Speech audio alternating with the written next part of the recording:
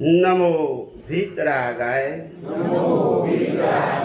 નમો અરિહંતાણં નમો સિદ્ધાણં નમો આયરિયાણં નમો વત્સાયાણં નમો લોય serve સાહુણં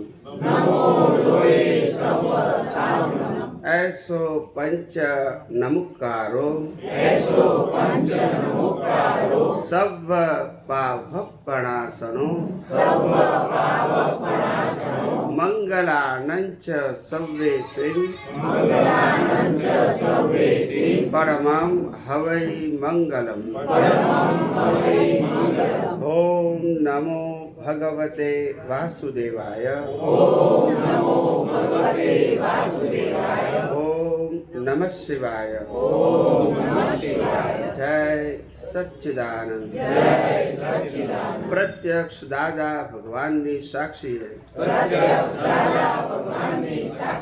वर्तमाने महाविदे क्षेत्र में विचरता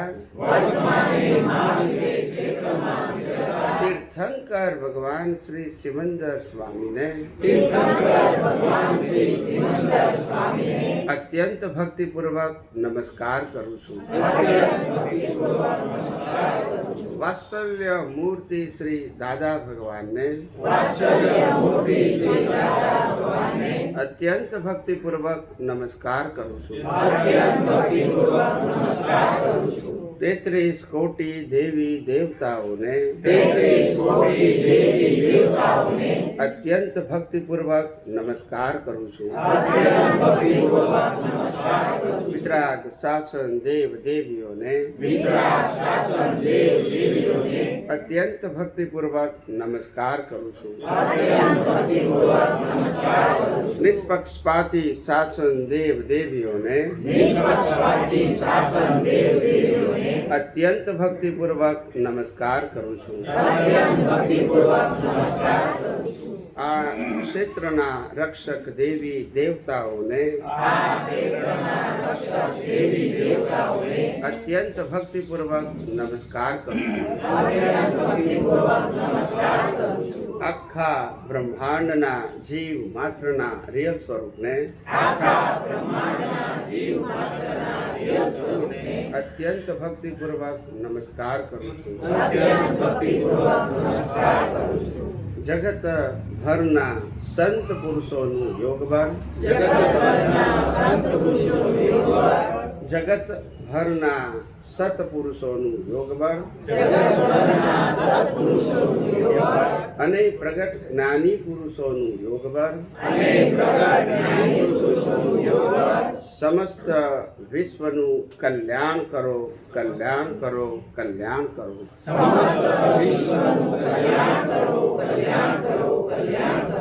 અને કલ્યાણ કરવાનું નિમિત્ત બનવાની हम સૌ મહાત્માઓને પરમ શક્તિ આપો શક્તિ આપો શક્તિ આપો જગતના સર્વ જીવો સુખ અને શાંતિને પામો જગતના સર્વ જીવો સમાધાનને પામો જગતના સર્વ જીવો મોક્ષને પામો જગત કલ્યાણ હો जगत कल्याण हो जगत कल्याण हो हे अंतर्यामी परमात्मा हम सर्वे महात्माओं ने मोक्ष मार्ग ने लायक અને સહાયક સંજોગો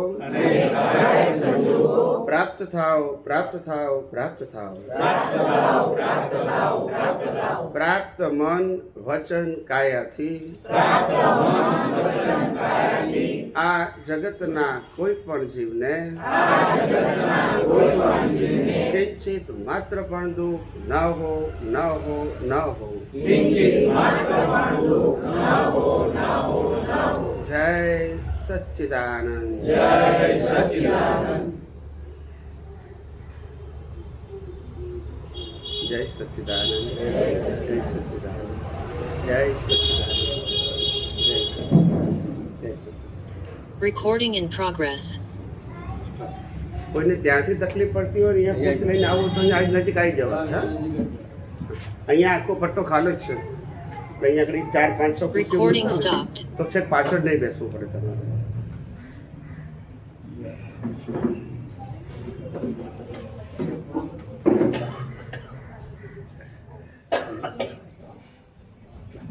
એક મિનિટ.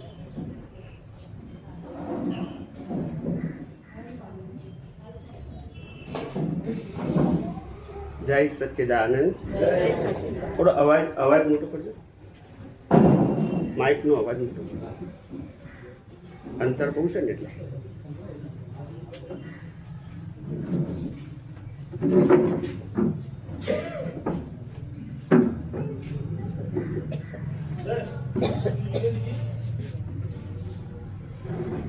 બીજું માઇક આપ્યું છે?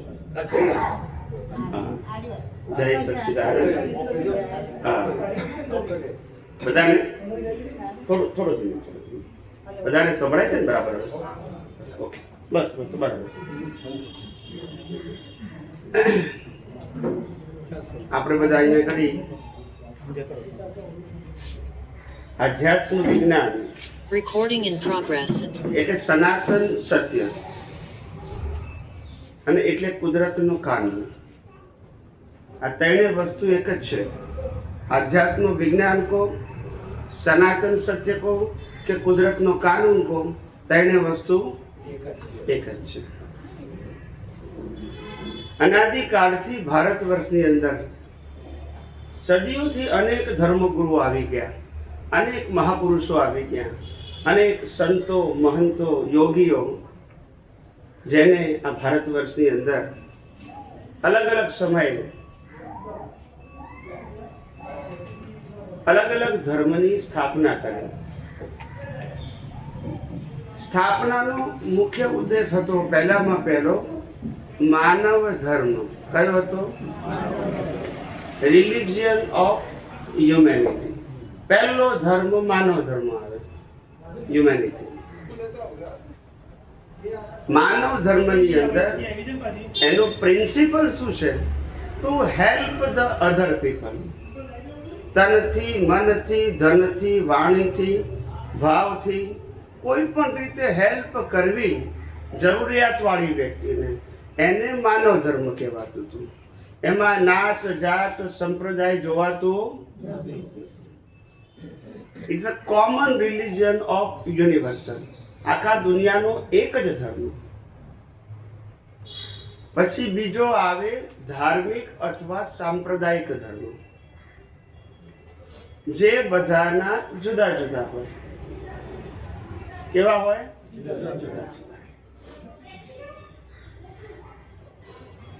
દુનિયાના તમામ સાંપ્રદાયિક ધર્મો એક જ પ્રકારના ફોર્મેટથી ચાલે છે. ધર્મ કોઈ પણ હોય પણ ફોર્મેટ એક જ હોય. ફોર્મેટ પણ એક, થીમ પણ એક અને રિઝલ્ટ પણ એક. એને સાંપ્રદાયિક ધર્મ કહેવાય. ફોર્મેટમાં શું આવે તો કે દરેક ધર્મ એવો હોય કે જેમાં એક ભગવાનનું ટાઇટલ જોઈએ છે, બરાબર? બીજું ગુરુનું ટાઇટલ જોઈએ બધા ધર્મમાં. ત્રીજું દરેકના અલગ અલગ મંદિરો જોઈએ. ચોથું દરેકના અલગ અલગ મંત્રો જોઈએ. પણ મંત્ર તો જોઈએ, દરેકના અલગ શાસ્ત્ર જોઈએ, દરેકની અલગ રિચ્યુઅલ્સ જોઈએ, દરેકની અલગ સંસ્થા જોઈએ, દરેક ધર્મના વર્તમાન ગુરુ શિષ્ય જોઈએ, અને દરેક ધર્મમાં વરઘોડા જોઈએ. બોલતા નથી. આ 9 વસ્તુને ફોર્મેટ કહેવાય. શું કહેવાય?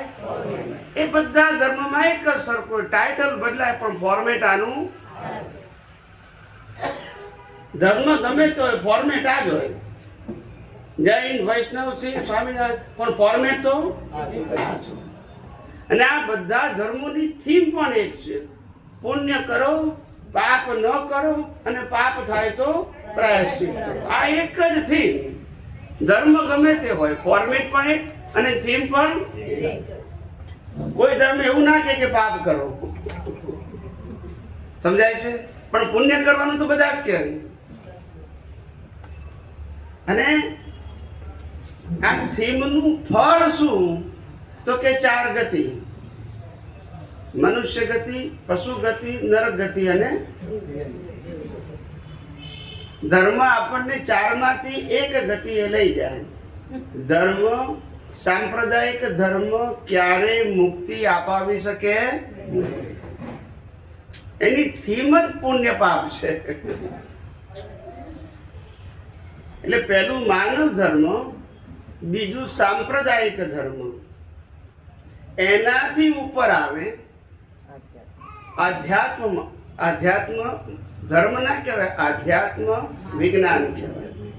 તમે આગળ આવી જાઓ ને, અહીંયા છે કે આગળ આવી જાઓ, અને સાઈડમાં મૂકી દેજો. અહીંયા બસ બસ. ના ના, ખુરશી છે, ખુરશી છે. યંગ બધાએ તો આગળ બેસવાનું સાહેબ. આ વિજ્ઞાન જ યંગનું છે. બેસી જાઓ. તમે અહીંયા આવતા ને ભાઈ, મુશ્કેલ મુશ્કેલ. અહીંયા આવો, આમ જુઓ, અહીંયા આવશે વાંધો નહીં. આવી જાઓ, મુશ્કેલ. હા બિલકુલ બિલકુલ, આવી જાઓ. આમ બેસી જાઓ. બસ ફાઇન. યંગ બધા છોકરાએ આગળ બેસવાનું. પ્રશ્ન તમારે પૂછવાના, જવાબ મારે આપવાના.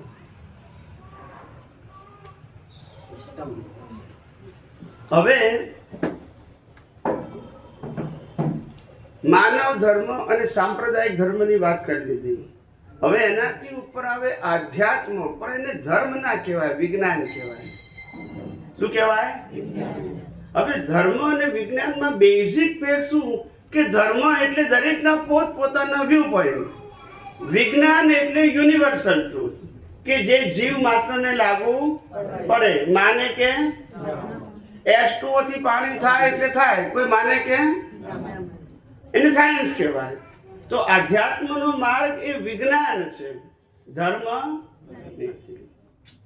એ સનાતન સત્ય ઉપર આધારિત છે, સાંપ્રદાયિક સત્ય ઉપર આધારિત નથી.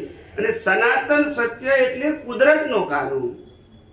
કોઈ વ્યક્તિનો, રામકૃષ્ણ મહાવીરે પણ બનાવેલો અનુભવેલો ખરો, પણ બનાયેલો કહીએ તો પછી સનાતન કહેવાય કેમ? કે એના પહેલા તો એવું કેવું પડે આપણે.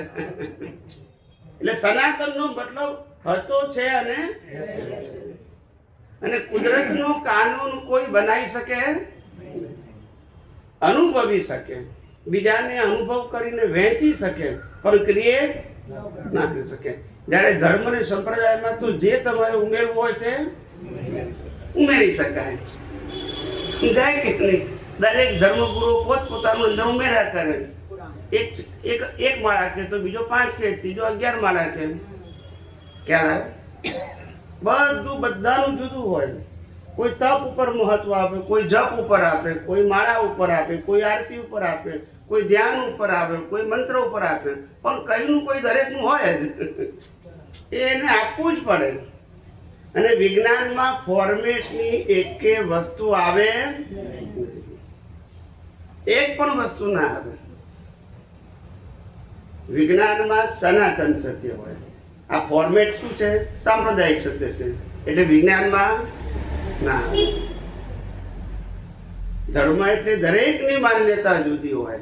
રામવાળા કૃષ્ણને ના માને, કૃષ્ણવાળા મહાવીરને ના માને, મહાવીરવાળા શિવને ના માને, શિવવાળા સ્વામિનારાયણને ના માને. એ એકબીજાને માને, કારણ કે સનાતન સત્ય દરેકના વ્યૂ પોઈન્ટ છે. કોઈને ખોટાઈ ના કહેવાય. સમજાય છે? પણ દરેકના પોતપોતાના મત છે. શું છે? અને મુક્ત પુરુષોએ ક્યારે મતની સ્થાપના નથી કરી. સનાતન સત્યની વાત કરી, જે એમને જાતે અનુભવી એટલે કુદરતનું અનુભવી, એટલે કોઈ વ્યક્તિનું યુનિવર્સલ ટ્રુથ રિયલાઇઝ થયું, એને કુદરતનું કાનૂન કહેવાય. જેનાથી આખું આ યુનિવર્સનું સંચાલન થાય છે.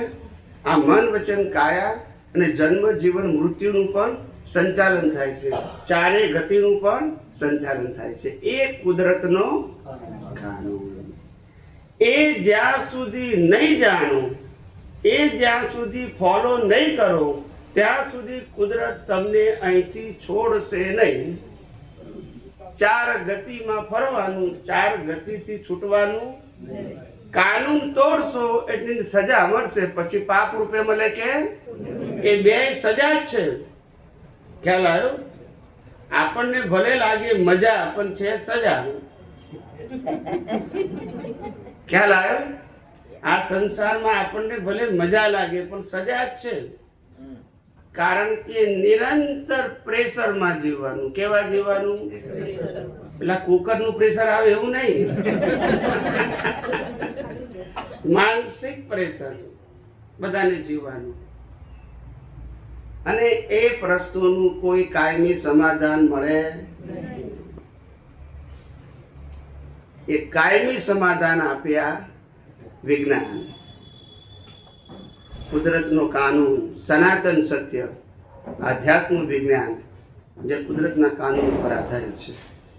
એ જેટલું સમજાય એનાથી તમારા પ્રશ્નનું પરમેનન્ટ સોલ્યુશન મળે. અને એ સોલ્યુશન આની આવતા ભવે પણ કામ લાગે. કારણ કે સનાતન સત્ય ક્યારેય બદલાતું 1000 અવતાર પછી પણ આ જશે. અને સાંપ્રદાયિક સત્ય તો આ અવતારમાં બદલાઈ જાય. ભાઈ હવે આમને નથી, આમને માનું છું કે છે. ગુરુ બદલાય, ભગવાન બદલાય, ક્રિયા બદલાય, મંત્ર બદલાય, બધું જ બદલાય ને. સનાતન સત્યમાં ક્યારેય કશું બદલાય. અને આપણો વિષય છે આધ્યાત્મ વિજ્ઞાન. હવે ઘણા બધાને એવું લાગે કે ભાઈ આટલા બધા ધર્મોમાંથી હવે આ આધ્યાત્મની વિજ્ઞાનની જરૂર પડી કેમ? જરૂર કેમ પડી? આટલા બધા ધર્મો છે તો પછી આટલા બધા ધર્મગુરુઓ છે, આટલા બધા શાસ્ત્રો છે, તો પછી આ વિજ્ઞાનની જરૂર કેમ પડી અથવા જરૂર શી છે? ત્યારે વિજ્ઞાન એ કોઈ વ્યક્તિના વ્યૂ પોઈન્ટ ઉપર આધારિત, અને એ ન સમજવું એનું નામ અજ્ઞાન. શું કીધું? જ્ઞાની પુરુષ દાદા ભગવાને કહ્યું કે કુદરતને સમજવું એટલે કુદરતના કાનૂનને, કુદરતને સમજવું એનું નામ વિજ્ઞાન, કુદરતને ન સમજવું એનું નામ અજ્ઞાન. આ આપતા સૂત્ર છે, વાંચી લેજો. કુદરતને ન સમજવું એ જ અજ્ઞાન, અને કુદરતને સમજવું એ. આ વિજ્ઞાન ન સમજવાથી માણસો આ દુનિયામાં કશું કરી શકે એમ નથી, છતાંય ટેન્શનમાં જન્મે, જીવે અને મરે છે. કશું કરી શકે એમ નથી. શ્વાસ પણ પોતાની મરજીથી લઈ શકે એમ, પણ કર્તા પદ, માલિકી પદ ને ભોગતા પદના અહંકારને કારણે માણસ પોતે પોતાનું જીવન સરળતાથી, સ્વસ્થતાથી, સહજતાથી જીવી શકતો નથી.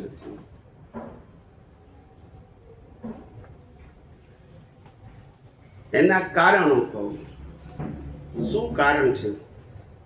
તો કે પહેલી વસ્તુ એ કે કુદરતના કાનૂન પ્રમાણે આ જગતમાં સુખ દુઃખ જેવી કોઈ વસ્તુ જ નથી.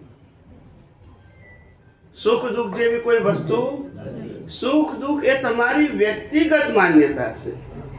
કર્મનો ભોગવટો રામકૃષ્ણ મહાવીરને ફરજિયાત હતો, અને આપણને પણ કર્મનો ભોગવટો ફરજિયાત છે. પાપ પુણ્ય એ તમારી પોતાની ડેફિનેશન છે. તમે જેને પાપ માનો છો એ બીજા પુણ્ય માને, તમે જેને સુખ માનો છો એ બીજા દુઃખે માને, તમે જેને દુઃખ માનો છો એ બીજા માટે સુખ પણ હોય. એ તમારી અલગ અલગ માન્યતા છે. સમજાય છે? કોઈ માણસને એવું લાગે કે ભાઈ આપણે ભણ્યા નથી એટલે દુઃખી છે, નોકરી એ ના મળે અને છોકરી એ ના મળે, એ દુઃખી તો થાય ને. પણ કે છે ભણેલાય દુઃખી છે, કારણ કે એને નોકરી નથી, જો બોલતા નથી. ખ્યાલ આવ્યો? હવે ભણેલાય દુઃખી છે, પણ કે છે કુંવારા જ દુઃખી છે, પણ ભણેલાય સુખી કોણ છે એ ખબર નથી. ભણેલાય દુઃખી અને અભણ દુઃખી, કુંવારાય દુઃખી અને છોકરા નથી એ દુઃખી, અને છોકરા છે એ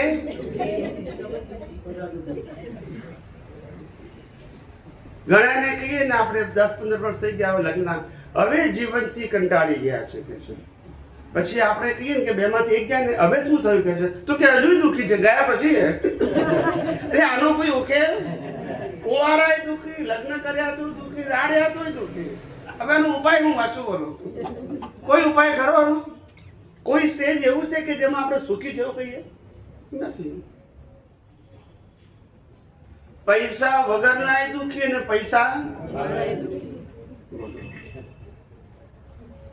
પૈસા વગરના દુઃખી હોય કારણ કે એનું ઘર ચાલતું ના હોય. પૈસા વાળા એટલે દુઃખી હોય કે મારે એડજસ્ટ ક્યાં કરવા, મૂકવા ક્યાં, જતા રહેશે તો, અને કોઈને આપ્યા હોય ને પાછા નહીં આવે તો, કંપનીમાં મૂક્યા હોય ને બંધ થઈ જશે તો, ધંધામાં રોક્યા અને કમાણી નહીં થાય તો. ક્યાં? એટલે પૈસા વાળા દુઃખી ને પૈસા વગરના દુઃખી. સંસારી દુઃખી અને ત્યાગીઓ દુઃખી. બોલતા નથી. સંસારીઓને ઘરમાં 4, 5, 6 માણસની ચિંતા હોય, ત્યાગીઓને 500 માણસની ચિંતા હોય કે આ બધા મારા શિષ્યનું શું થશે. એમાં રોજે 2-4 પ્રશ્નો તો હોય જ એમને. બોલતા નથી. જેટલું કુટુંબ મોટું એટલા પ્રશ્નો. બોલો હવે સુખી તમે છો કે ત્યાગી સુખી છે? તમારે એક જ ઘર બનાવવાની ચિંતા, એ લોકોની તો 10 મંદિરો બનાવવાની ચિંતા. બોલતા નથી. મંદિરો બનાવો, સંસ્થા બનાવો, વરઘોડા કાઢો, તો તમે ખર્ચો એમનો વધારે તમારો વધારે. બોલો પણ એમને એક વસ્તુનું સુખ, કમાવાનું નહીં. જો બોલતા નહીં. ખ્યાલ આવ્યો? એમની પાસે એવી કળા હોય, art of to earn the money without any job. એ એમને આવડે. જો પેલા સાહેબ બોલતા નથી. પૈસા કમાવાની સહેલી રીત. હમણાં એક ભાઈબંધનો મને લેખ મોકલ્યો હતો વોટ્સઅપ ઉપર. તે છોકરો છે ને ગ્રેજ્યુએટ થઈ ગયો, પછી એના બાપાને કહે કે બાપાએ કીધું ધંધા ઉપર બેસી જા, આપણા ઘરનો ધંધો છે. તો કે બાપા મને 25 લાખ રૂપિયા આપો, હું તમને 10 વર્ષે પાછા આપી દઉં ધંધો કરવા માટે. બાપાએ પૂછ્યું તારે ધંધો શું કરવો જોઈએ? કે એ ના પૂછશો કે છે, હું તમને 10 વર્ષે 25 લાખ પાછા આપી દઈશ. તો પછી એ તો મુંબઈ જેવા શહેરમાં રહેતો હતો, તો એને ફર્સ્ટ ક્લાસ નદી કિનારે એક ભવ્ય મંદિર બનાવી નાખ્યું. શું બનાવી દીધું? હા, ખ્યાલ આવે ને? અને પછી 2-4 ચમત્કાર કરી નાખ્યા. ચમત્કાર કરવા આ જમાનામાં સહેલા છે. ખ્યાલ આવે ને? અને ઘણા બધા ચમત્કારો પાછળ સાયન્સ હોય છે, પણ સામાન્ય વ્યક્તિને ખબર નથી. આપણા કૌશલના પગલા પડે છે ને એની પાછળ હળદર જ હોય છે. પણ એની વે આપણે બધી વાતો નથી કરવી, આપણો વિષય નથી. એટલે આવી રીતે એટલે પછી લોકો બધા આવે ને ગાડું ચાલે. તે બાપાને 5 વર્ષે ખબર પડી કે મારા છોકરાએ તો મંદિર ખોલ્યું છે કે છે, એટલે ધંધો ખોલે ને. તે બાપાને કીધું આ 5 વર્ષ થઈ ગયા ને વ્યાજ સહિત પાછા. બોલો ને ધંધોકાર ચાલે, લોન બોન લેવાની નહીં, એમને બધી ઇન્વેસ્ટમેન્ટ આવ્યા કરે. ખ્યાલ આવ્યો? લોન તો લેવાની નહીં. ખ્યાલ આવ્યો? અને લોન લે તો ભરવાની કોને હોય? લોકોને, ભક્તોને. એનીવે એટલે કહેવાનો મતલબ આ જગતની અંદર સુખ દુઃખ જેવી કોઈ વસ્તુ નથી. સુખ દુઃખ એ તમારી માન્યતા છે. મંદિરની બહાર ભિખારીને હું 5 રૂપિયા આપું તો એને સુખ લાગે. એ જ મંદિરની બહાર કોઈ BMW લઈને આવે અને એ મંદિરમાંથી બહાર આવે, એને 5 રૂપિયા આપું તો સુખ લાગે. તો 5 રૂપિયા અને આપનારો તો હું એક જ છું. એકને સુખ લાગે છે, એકને તો સુખ દુઃખની કોઈ પરિભાષા છે? દરેકની વ્યક્તિગત માન્યતા છે. સમજાય છે? સુખ દુઃખ જેવી કોઈ વસ્તુ નથી, પણ કર્મનો ભોગવટો ફરજિયાત છે. જે શ્રી રામ, શ્રી કૃષ્ણ, શ્રી મહાવીરે પણ ભોગવવો, કર્મ ફળ ભોગવવા ફરજિયાત છે. પણ સુખ દુઃખ એ તમારી કલ્પના છે. ભગવાન રામને 14 વર્ષનો વનવાસ, ક્યારેય કીધું નહીં કે અમે દુઃખી છીએ. પાંડવોને 12 વર્ષનો વનવાસ, ક્યારેય ના કીધું દુઃખી છે. ભગવાન મહાવીરને 42 વર્ષનો વનવાસ, ક્યારેય ના કીધું દુઃખી છે. ના આપણને એક દિવસ કાઢી મૂકે તો સુખ દુઃખ એ પરિભાષા છે, તમારી માન્યતા. એમ આ જગતની અંદર સુખ દુઃખ જેવી કોઈ વસ્તુ નથી. આગળ જઈએ. હવે કે છે કે આ જગતની અંદર મોટા ભાગના લોકો માને છે કે સુખ બહાર નથી, તો આ સુખ છે કે નહીં? આપણે બધા સુખ ખોળવા પ્રયત્ન કરીએ છીએ, ઉપર જઈએ ત્યાં સુધી ભલે મળે નહીં, પણ પ્રયત્ન તો કરીએ ને. ખ્યાલ આવ્યો? પ્રયત્ન તો બધા કરે ને, ભલે ના મળે. જે હોય એ મૂકીને જવાનું હોય. પછી સુખની ક્યાં વાત? જે છે એ પણ બોલો. થોડું ઘણું પુણ્યના આધારે પોતાની ગમતી વસ્તુ મળી હોય, મકાન, પૈસા, ગાડી, બધું મળ્યું હોય પુણ્યના કારણે, એ પાછું મૂકી. વિચાર કરો. એટલે આ જગતમાં સુખ નથી, આ જગતમાં દુઃખ નથી, પણ બીજ વાવ્યું છે એનું ફળ કુદરત આપે છે. બીજ એટલે કર્મ, ફળ એટલે કર્મનું. ખ્યાલ આવ્યો? કારેલા વાવ્યા હશે બીજ રૂપે તો કારેલા મળશે, અને કેરી વાવી હશે તો કેરી વાવશે, અને થોરિયા વાવ્યા હશે તો થોરિયા. પછી ઉગે ત્યારે એવું નહીં કહેવાનું કે આ કાંટા કેમ છે. તમે જે વાવ્યું એનું કુદરત ફળ આપે છે. કુદરતને પસંદગી નથી કે થોરિયા વાવવા કે કેરી વાવી. તમે બીજ નાખો એનું શું આપે છે? એમ તમે જે કર્મ કરશો એ કુદરત શું આપે છે? પછી એ ફળને તમે સુખ કહો કે દુઃખ કહો, તમારી માન્યતા છે. પણ કુદરતે બીજનું શું આપ્યું છે? ફળ. બિલીફ તમારી છે. હવે ઘણા લોકોને એમ લાગે તો શું આ દુનિયામાં સુખ છે જ નહીં? તો કે દુનિયામાં સુખ નથી, સુખ બહાર નથી, પણ અંદર છે. ક્યાં છે? અંદર એટલે આત્મામાં. આત્માનો સ્વભાવ જ સુખ વાળો છે. અનંત સુખ વાળો આત્માનો સ્વભાવ છે. પણ અજ્ઞાનતાને કારણે સુખ બહાર છે એવી દ્રષ્ટિને કારણે જીવ અનાદિ કાળથી ભટકી રહ્યો છે. મળતું નથી પણ મહેનત કરે છે. શું કરે છે? ખ્યાલ આવ્યો? મળતું નથી પણ મહેનત તો કરે છે. કારણ કે સાચી સમજણ અથવા દ્રષ્ટિ નથી. શું કરે? એટલે અનાદિકાળથી આવું ચાલે છે. તો સુખ છે પણ અંદર છે, બહાર છે. અંદર અને ખોડીએ છે. અમારું એક આપતો સૂત્ર એક ભાઈએ કેનેડામાં એના દુકાનની બહાર અને મકાનની બહાર સૂત્ર મૂક્યું. સૂત્ર અમે કીધેલું કે દુનિયા કે છે ભગવાન છે ઉપર. શું કે છે? દુનિયા કે છે ભગવાન છે ઉપર, ખોળે છે બહાર અને છે અંદર. હવે આ ત્રિરાશિનો મેર ક્યારે પડે?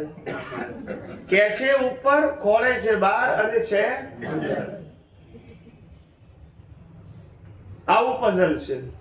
ઘણાને એવું લાગે કે સ્વામીજી અંદર સુખ છે એવું માની લઈએ, પણ સાબિત થવું જોઈએ ને. શું થવું જોઈએ? હા. તો કે છે આત્મા ના હોય તો સુખ દુઃખની અનુભૂતિ પણ, ભલે માન્યતા વાળું, પણ એ માન્યતાનું સુખ દુઃખ પણ આત્માની. એ આત્માને કાઢી નાખો તો સુખ દુઃખની અનુભૂતિ નથી. પણ એ સુખ દુઃખની અનુભૂતિ એ તમારી માન્યતાવાળી છે. પણ સાચું સુખ એમાં છે એ દ્રષ્ટિ બદલાય ત્યારે ખબર છે અંદર અને ખોલીએ છે એટલે ભટક્યા કરીએ છે. જ્યાં નથી ત્યાં ખોલીએ છે. સમજાયું? એક કઠિયારો હતો, કઠિયારો લાકડા કાપવા વાળો. એ કઠિયારો રોજ જંગલમાં જાય ભાથું લઈને, 12-1 વાગ્યા સુધી લાકડા કાપે, પછી ભારી બાંધી દે. અને નજીકમાં તળાવ હતું. એ તળાવ 10 ફૂટ ઊંડું હશે. એમાં મોડું બોડું ધોઈને પાણી પીને પછી પોતે વાપરે. 1-2 કલાક આરામ કરે, 3-3:30 વાગે પોતાનો ભારો બજારમાં વેચવા જાય. અને એમાંથી જે પૈસા આવે એમાંથી સીધું સામાન લઈને ઘેર આવે. આ એનો રોજનો ક્રમ હતો. કેવો હતો? એવી રીતે રોજના ક્રમ પ્રમાણે કઠિયારો ભાથું લઈને જંગલમાં ગયો. ભાથું મૂક્યું, લાકડા કાપ્યા, 12-12:30 થયા, તાપ માથે આવી ગયો એટલે ભારો બાંધી દીધું. અને પછી તળાવમાં પાણી પીવા જાય છે, મોઢું ધોવા જાય છે. તો એને 10 ફૂટ જ ઊંડું છે, વધારે ઊંડું. એટલે અંદર એને સોનાના ડાયમંડનો હાર જોવા દેખાયો. અને પાણી એકદમ સ્થિર હતું. કેવું હતું? 10 ફૂટ તો દેખાય જ ને. એને લાગ્યું કે હાર તો છે. પછી એને તળાવની ચારે કોર જોયું તો કોઈ માણસ નથી. એટલે કે હું કોઈનું લઉં છું એવું નથી, અંદર પડેલો જ છે. એટલે પછી એને ડૂબકી મારી. શું મારી? અંદર ગયો, હારના હાથમાં આવ્યો.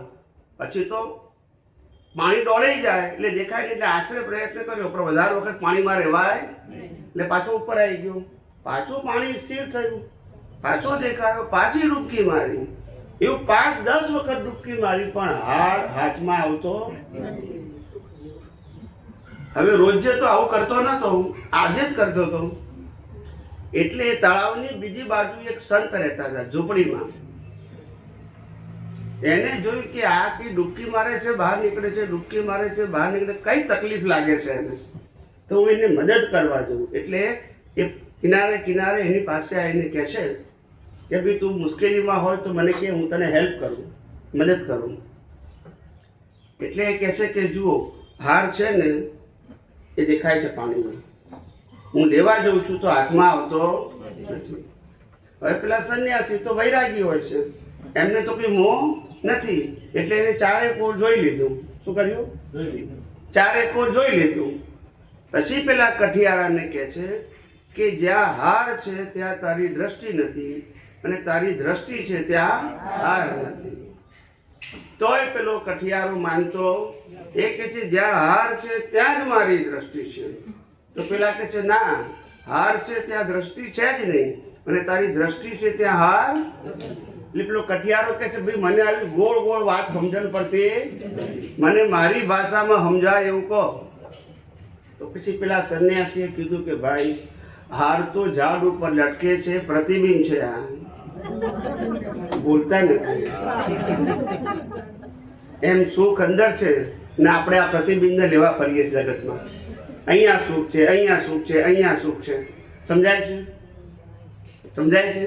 તો કોઈ જગ્યાએ મળતું નથી, કારણ કે છે પણ. આ જગતમાં જો ખરેખર ઇન્દ્રિયો દ્વારા સુખની અનુભૂતિ થતી હોય તો કોઈ મોક્ષ જ ના જાય. ખ્યાલ આવ્યો? આ તો માનેલું છે. કેવું છે?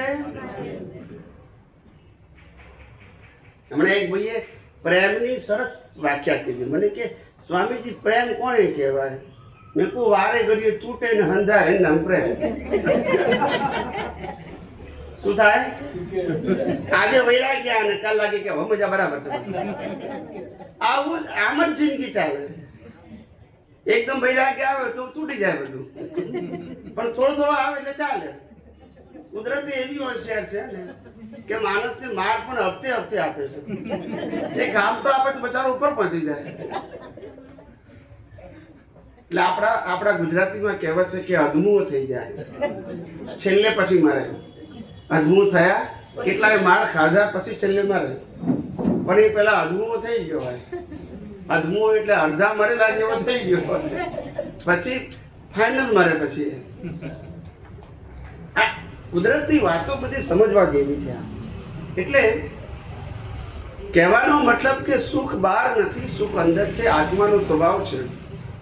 અને એ નથી તો દુનિયા નથી આપણા માટે. આ શરીર પણ છે કારણ કે આત્મા છે, અને શરીરમાંથી આત્મા નીકળી ગયું તો એને બાળી નાખવામાં આવે છે. હા, લઉં છું. એટલે એને બાળી નાખવામાં આવે છે.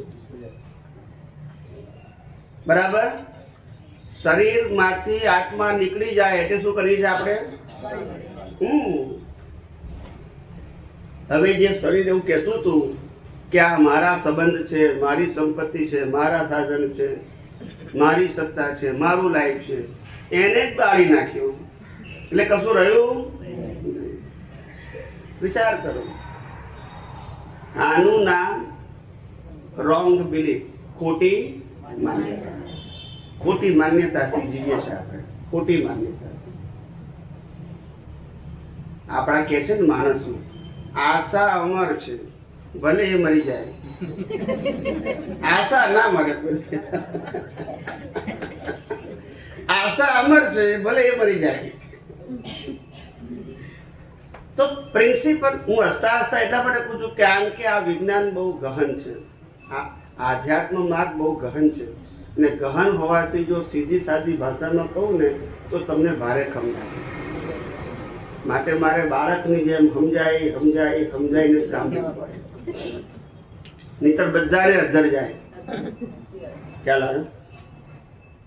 તો ઘણા બધાને પ્રશ્ન થાય કે સ્વામીજી અમે આત્માને તો માનીએ છીએ પણ જોયો, પુનર્જન્મને માનીએ છીએ પણ ખબર, કર્મના સિદ્ધાંતને માનીએ છીએ પણ કર્મ સિદ્ધાંત કઈ રીતે કામ કરે છે ખબર નથી.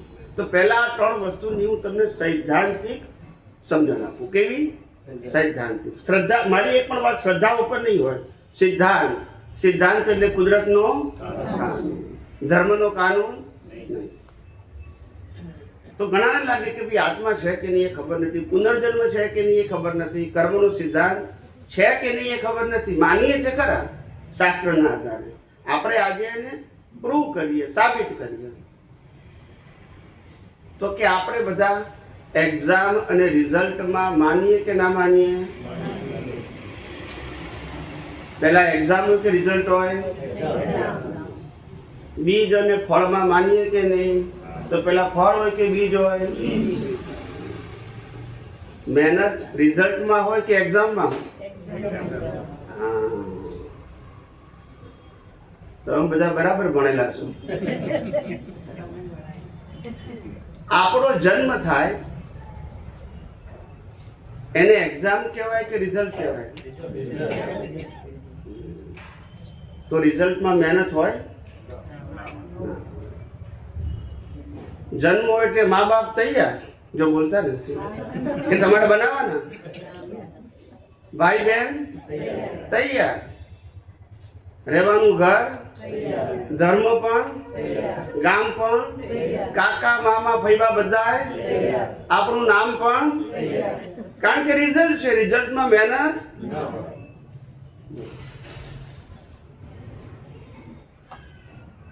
આ વર્તમાન જીવન જે મન વચન કાયાથી જીવીએ છીએ એ ગયા અવતારના બીજનું ફળ છે, ગયા અવતારના કર્મનું ફળ છે. જન્મથી મોત સુધી, જન્મથી મોત સુધી મન વચન કાયા દ્વારા જે કંઈ પણ કરવામાં આવે છે એ 100% કર્મ ફળ છે. એ ફળની અંદર કર્મનો અંશ નથી. 100% કર્મ એટલે રિઝલ્ટ છે. એમાં રામ કૃષ્ણ મહાવીરનું પણ ચાલે. આખું જીવન જ કર્મ ફળ છે.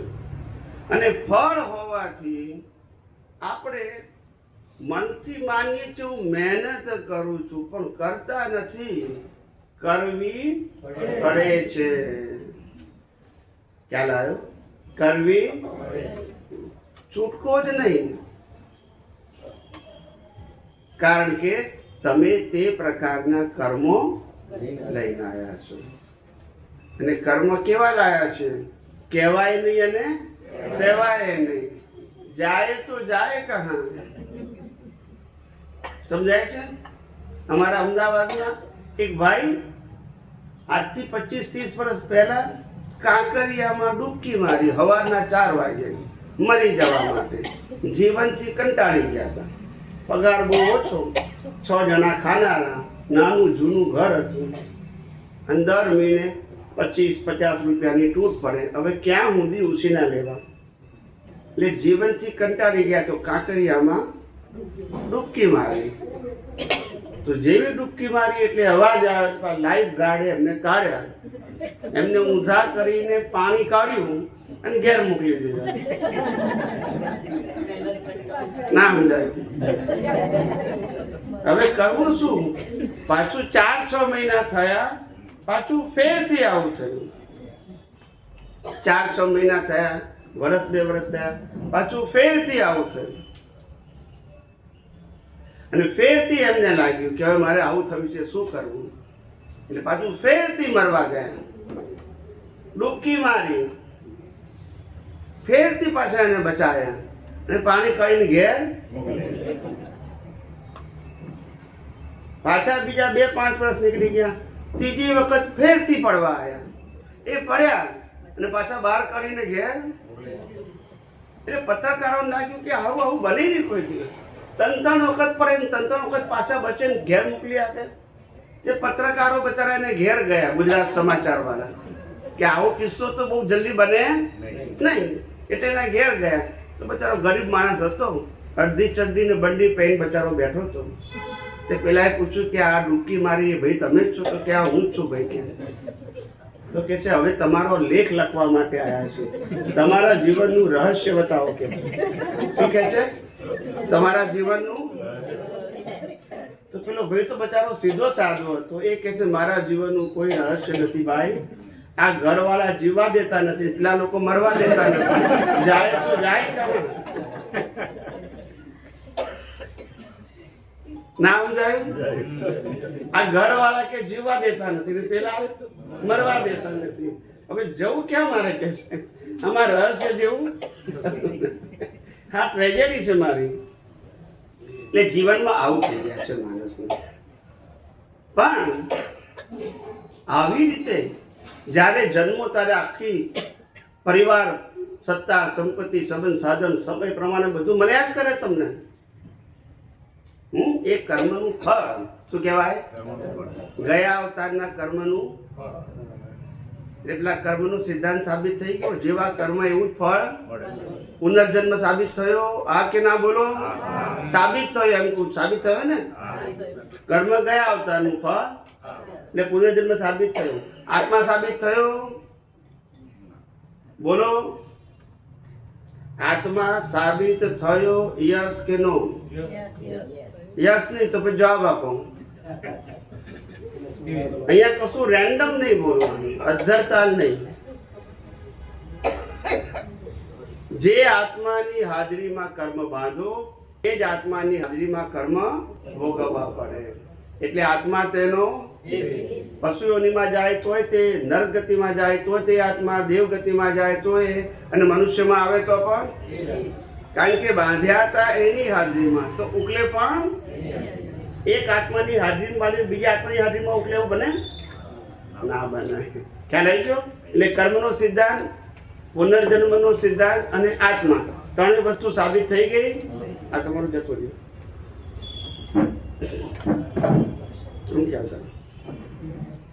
ખ્યાલ આવ્યો? હવે આપણે ધીમે ધીમે આગળ લઈએ છીએ, એક પછી એક સ્ટેપ. હવે આપણે આગળ શરીરની વાત કરીએ. શેની વાત કરીએ? આ બધું સાયન્સ કહું છું, ધર્મની વાત કરતો નથી.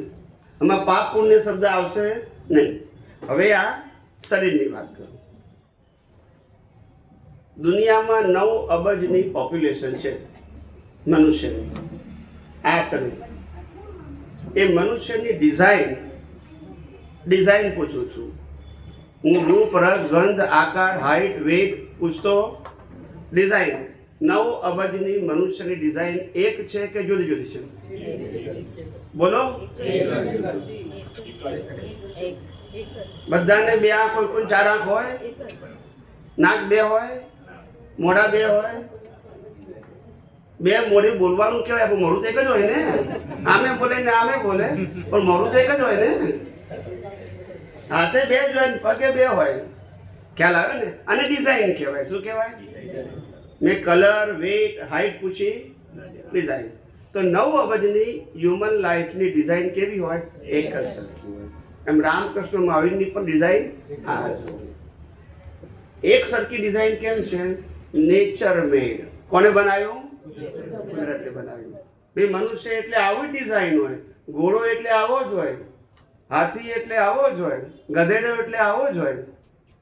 સ્ટાન્ડર્ડ હોય. કેવું હોય? રેન્ડમ ના હોય. પણ આ ડિઝાઇન બનાવી કોને? કુદરતે. એટલે આ શરીર આપણું નથી, એની ડિઝાઇન કુદરતે બનાવી. પછી હવે ફિઝિકલ બોડી જે પંચ મહાભૂતથી બની છે, પૃથ્વી, જળ, વાયુ, અગ્નિ, આકાશ. એ પંચ મહાભૂત કોને છે? બોલો. ડિઝાઇન એ કુદરતની, શરીર પણ કુદરતનું. હવે કુદરતનું શરીર છે તો એને 80 થી 100 વર્ષ જીવતું રાખવાનું હોય તો શરીરને શું જોઈએ? હવા, પાણી, ખોરાક. યસ કે નો? એ પણ કોણ આપે? ડિઝાઇન કુદરતની, શરીર કુદરતનું, હવા, પાણી, ખોરાક પણ કુદરતના. હવે આ શરીર હવા, પાણી, ખોરાક લે, એને પચાવીને લોહી કોણ બનાવે? કે આપણે નક્કી કરીએ છીએ કે બન્યું કે ના બન્યું? કુદરત બનાવે. એ લોહી બન્યા પછી 24 કલાક શરીરના બધા ભાગમાં પહોંચાડે પણ કોણ? આપણે કોઈ માણસ રાખ્યો એ દિવસે પહોંચાડે ને રાતે પહોંચાડે. બરાબર કે નહીં? હવે છેલ્લે શ્વાસ બંધ કોણ કરે? અને છેલ્લે આ પંચ મહાભૂત કોની પાસે વળી જાય? બોલો. માટે શરીર કોનું છે?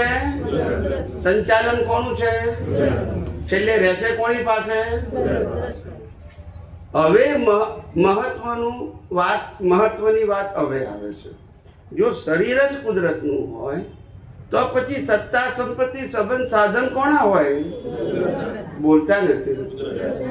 તો આપણે તો મારું મારું કરીને મરી જઈએ છીએ. યસ કે નો? નથી કશું લાવતા, નથી કશું અહીંયા મળેલું અહીંયા. પછી કોર્ટ કચેરીની ક્યાં જરૂર છે? લઈ તો જવાનું. કોઈને આપ્યું ને પાછું ના આપે તોય લઈ જવાનું. આપણી પાસે હોય તોય. ક્યાં લાવ્યો? રહેવાનું અહીંનું. એટલે માણસ અજ્ઞાનતાને કારણે એવું માને છે મારું મારું મારું, પણ નથી શરીર એનું, નથી સત્તા, સંપત્તિ, સંબંધ, સાધન પણ એના, પણ અજ્ઞાનતાથી માર ખાઈ ખાઈને જીવે છે. કેવું જીવે છે?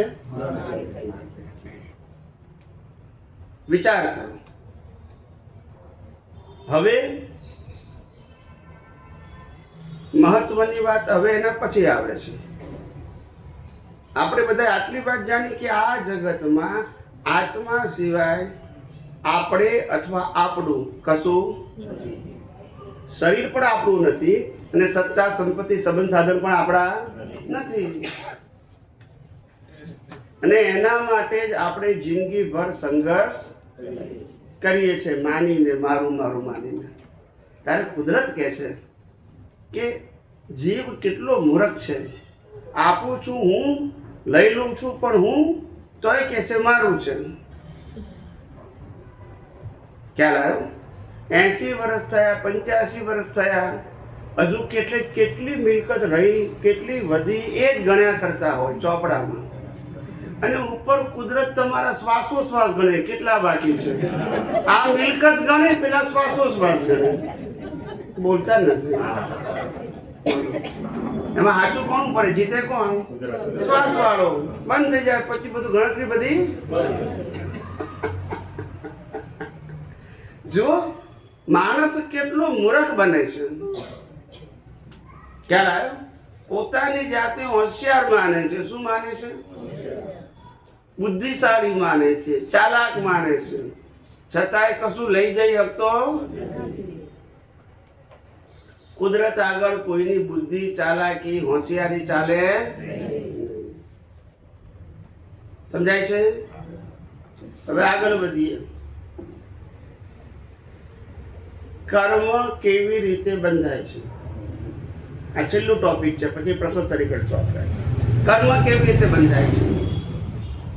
સામાન્ય રીતે આપણને ધર્મગુરુ એવું કહે છે કે તપ કરો, જપ કરો, માળા ગણો, પૂજા કરો, આરતી કરો, ઉપવાસ કરો, શુભ કાર્ય કરો, એનાથી પુણ્ય, અને અશુભ કાર્ય કરો એનાથી અને પાપનું આપણે પ્રાયશ્ચિત.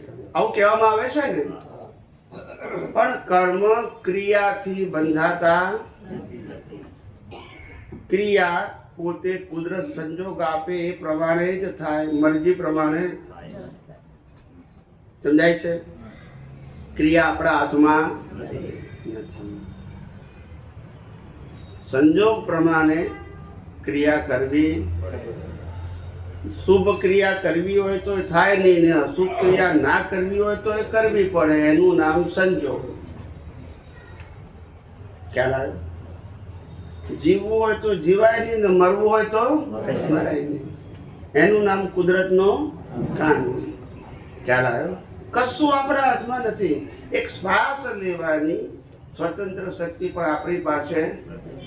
ઘણાને લાગે કે ના, શ્વાસ તો સ્વામીજી અમે લઈએ છીએ કે છે. મેં કીધું તમે લેતા હોય, માનો કે, તો રાત્રે ઊંઘ્યા પછી કોણ લે છે? માણસ રાખ્યો છે? જો બોલતા નથી. જે રાતે લે છે એ ઓટોમોડ સિસ્ટમ છે, આયુષ્ય કર્મને આધારે. એ કોઈના કંટ્રોલથી સિસ્ટમ. સમજાય છે? માટે ખ્યાલ રાખવાનો, કર્મ ક્રિયાથી બંધાતા નથી, કર્મ ભાવથી બંધાય છે. શેનાથી બંધાય છે? જેવો ભાવ તેવો ભાવ.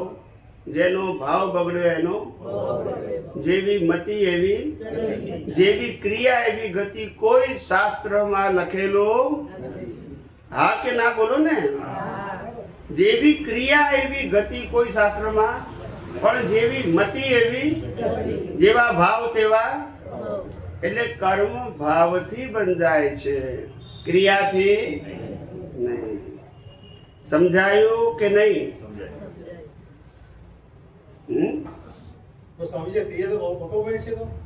ક્રિયા તમે લઈને આયા છો એ પ્રમાણે કર્યા જ કરવાની. જનતાની સાથે ધર્મ મળ્યો તો ધાર્મિક ક્રિયા કરો, સમાજ મળ્યો તો સામાજિક ક્રિયા કરો, કર્યા જ કરવાની.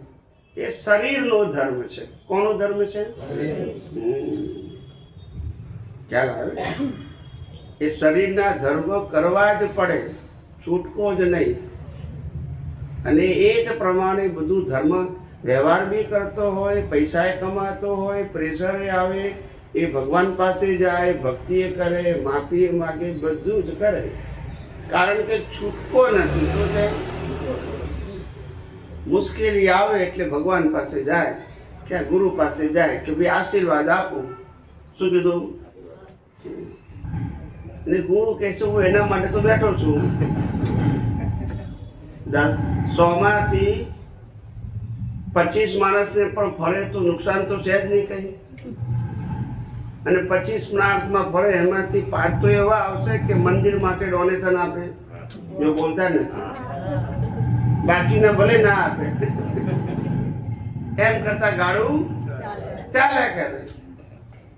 કે આવી રીતે આ દુનિયા ચાલે છે. એટલે કર્મ ભાવથી બંધાય છે, ક્રિયાથી નથી બંધાતા. અને ક્રિયાથી કર્મ બંધાય છે એ ભ્રાંતિ છે, અજ્ઞાન છે. જન્મથી મોત સુધી મન વચન કાયા દ્વારા જે કંઈ પણ કરવામાં આવે છે એ બધું કર્મ છે. એમાં કર્મનો અંશ નથી. કર્મ તો ભાવથી બંધાય છે. ભાવ જોઈ શકાતા અને વિચાર, વાણી, વર્તન જોઈ શકાય છે. એ બધું કર્મ છે. લાઈન ઓફ ડિમાર્કેશન ખબર પડી ગઈ? પડી ગઈ કે નહીં? હવે છેલ્લી વાત કરી દઉં, ભગવાન કોને કહેવાય? શું કીધું મેં? ભગવાન. આપણે બધા તો રામ, કૃષ્ણ, મહાવીર, શિવ, સ્વામિનારાયણને ભગવાન માનીએ છીએ. માન્યતા પ્રમાણે, કુળ ધર્મ પ્રમાણે લૌકિક ધર્મ પ્રમાણે, સાંપ્રદાયિક ધર્મ પ્રમાણે, બરાબર છે? પણ ભગવાનની સાચી વ્યાખ્યા આપણને ખબર નથી. હું 4 પ્રશ્નને આધારે ભગવાનની વ્યાખ્યા સમજાય છે, ડેફિનેશન. પ્રશ્ન નંબર 1, ભગવાન નામી હોય કે અનામી? જેનું નામ છે એનો હા કે ના બોલો ને. ધીમે ધીમે ના બોલજો, ખોખારીને બોલજો. તમે બધા એક ઉપવાસ કરી નથી આયા. પ્રશ્ન નંબર 2, ભગવાન રૂપી હોય કે અરૂપી? જેનો રૂપ છે એનો પણ. પ્રશ્ન નંબર 3, ભગવાન જન્મ મરણ વાળા હોય કે અજન્મ અમર? અને પ્રશ્ન નંબર 4, ભગવાન ટેમ્પરરી હોય કે પરમેનન્ટ? તો જવાબ આવ્યો, ભગવાન અનામી છે, અરૂપી છે, જન્મ મરણથી પર છે અને કાયમના છે. બરાબર? તો આ 4 ટાઇટલ કોણે લાગુ પડે? બોલો. આત્માને નામ નથી, રૂપ નથી, જન્મ મરણ નથી અને કાયમનો છે. આત્મા જ પરમાત્મા છે, જે જીવ માત્રની અંદર, ને આપણે આને ભગવાન માનીએ છીએ. ખ્યાલ આવ્યો? રામકૃષ્ણ મહાવીરે આત્માને ભગવાન માન્યો તો મોક્ષે ગયા, આપણે એમને ભગવાન માનીએ છીએ તો અહીંયા ફરીએ છીએ, બોલતા નથી. જવાબ ખોટો હોય, ખ્યાલ આવ્યો? તમારી રીત ખોટી હોય તો જવાબ કેવો આવે? ખોટો જ આવે ને. ખ્યાલ આવ્યો? એમને આત્માની ભક્તિ કરીને મોક્ષે ગયા અને આપણે એમની ભક્તિ કરીને અહીંયા ફરીએ છીએ. સાચો જવાબ તો સમજવો પડશે ને. આવું છે. બધાને મારી વાત ગળે ઉતરી કે કોઈને ભરાઈ ગઈ છે? તો ઠીક છે. હવે આપણે પ્રશ્નોત્તરી, આમે બેઝિક વાત કરી. કેવી કરી? બેઝિક વાત કરી. હવે પ્રશ્નોત્તરી પૂછો, વારા ફરતી માઇકમાં પૂછજો, બેઠા બેઠા સ્વસ્થતાથી પૂછજો, કોઈ ગભરાવાની જરૂર નથી. મારા જવાબ પણ સરળ અને સીધા અને સૈદ્ધાંતિક હશે, ગોળ ગોળ હશે. તમારે વધારે બુદ્ધિની જરૂર નહીં પડે. શરૂઆત કરો. જય સચ્ચિદાનંદ. બોલો. મારે એ સમજવું છે કે દેવ દિવ્ય વિશે જે એમનો રોલ છે કુદરતના કારણની રીતે કે રખેવાળી કરવી, તો તે માનવી સાથે કામ કરે, જેમ કે સારું કરતા હોય એ લોકો સાથે સાથ આપે. અને બીજા એવા લોકો પણ છે કે બીજાનું પડાવી લેવું કે રમનું ખાવું કે ભોગવી લેવું, એ લોકોને પણ સાથ આપે કે નહીં આપે, એમાં શું ખરેખર વિજ્ઞાન શું છે તે શું સમજવું? પહેલી વસ્તુ એ છે કે દેવી દેવતાઓ કુદરતના કાનૂનની બહાર નથી. એટલે કોઈ પણ દેવી દેવતાઓ પોતાની મરજીથી કશું કરી શકે. કાનૂન પ્રમાણે જેવા જેના પાપ પુણ્ય હોય એ પ્રમાણે ફળ આપવા માટે નિમિત્ત બની શકે. નિમિત્ત પોતાના ઘરનું કશું આપતા નથી. જેમ આપણે બેંકમાં જઈએ અને ચેક ભરીએ અને પૈસા આપણને આપે તો કેશિયર એના ઘરના આપે છે? બોલતા નથી. આપણા જ આપે છે ને. આપણી ક્રેડિટ. એમ પુણ્યની ક્રેડિટ હોય તો બધી અનુકૂળતા મળે અને પાપની ક્રેડિટ હોય તો બધી પ્રતિકૂળતા મળે. નિમિત્ત કોઈ પણ હોય, નિમિત્ત માણસ હોય કે દેવી દેવતા હોય, પણ આપણું જ આપણને મળે છે. નિમિત્ત ગમે તે હોય. સમજી ગયા? મનુષ્ય કે દેવો કોઈની પાસે કોઈ પણ પ્રકારની સ્વતંત્ર શક્તિ, બધા જ કુદરતી કાનૂનની. સમજાય છે? કુદરતના કાનૂનની બહાર કોઈ, ચારેય ગતિ વાળા કુદરતી કાનૂનની અંદર મનુષ્ય ગતિ, તિર્યંચ ગતિ, નર્ક ગતિ, દેવ ગતિ, ચારેય ગતિનો કંટ્રોલ કોની પાસે છે? કુદરત. એની બહાર કોઈ જઈ શકે નહીં. સમજાયું? બીજું શું પૂછવું છે? એક જ પ્રશ્ન. હા બોલો, પછી આપે. હા બોલો. થોડું જરા લાઉડલી બોલજો. થોડા અવાજ મોટા કરો. ના વાંધો નહીં, અહીંયા આપો તો એક આપજો, આપી દો બસ. જરા મોટેથી બોલજો, બીજું કઈ નહીં. જય સચ્ચિદાનંદ સ્વામીજી. જય સચ્ચિદાનંદ. મારો એવો પ્રશ્ન છે કે આત્મા જે છે, થોડો મોટો, પણ આ લોકો નહીં સંભળાય. હાલો હાલો, અહીંયા આગળ બેઠા છે એ લોકો નહીં સંભળાય. મારો એવો પ્રશ્ન છે હા, કે બરાબર છે. આત્મા છે જેની હાજરીમાં કર્મ બંધાય છે યસ. અને આ જન્મ મરણના જે ચક્કર હોય છે, તો શરૂઆત કઈ રીતે થઈ છે કે આત્મા આ ચક્કરમાં આવી ગયો? જન્મ મરણના ચક્કરમાં કઈ રીતે આવી ફસાયો? આત્મા ફસાયો કઈ રીતે? આત્મા ફસાયો નથી. આત્મા એની જગ્યાએ જ છે, પણ આત્માની હાજરીમાં જે 5 ઇન્દ્રિયોનું જ્ઞાન મળ્યું એટલે ફસાયો છે. આત્માની હાજરીમાં શું કીધું? આત્માની હાજરી. જ્ઞાન કેવળ આત્માનો ગુણ છે. મન વચન કાયાનું ગુણ જ્ઞાન નથી. મન વચન કાયા જળ છે, માટે બાળવામાં આવે છે. જ્ઞાન હોય તો બળાય.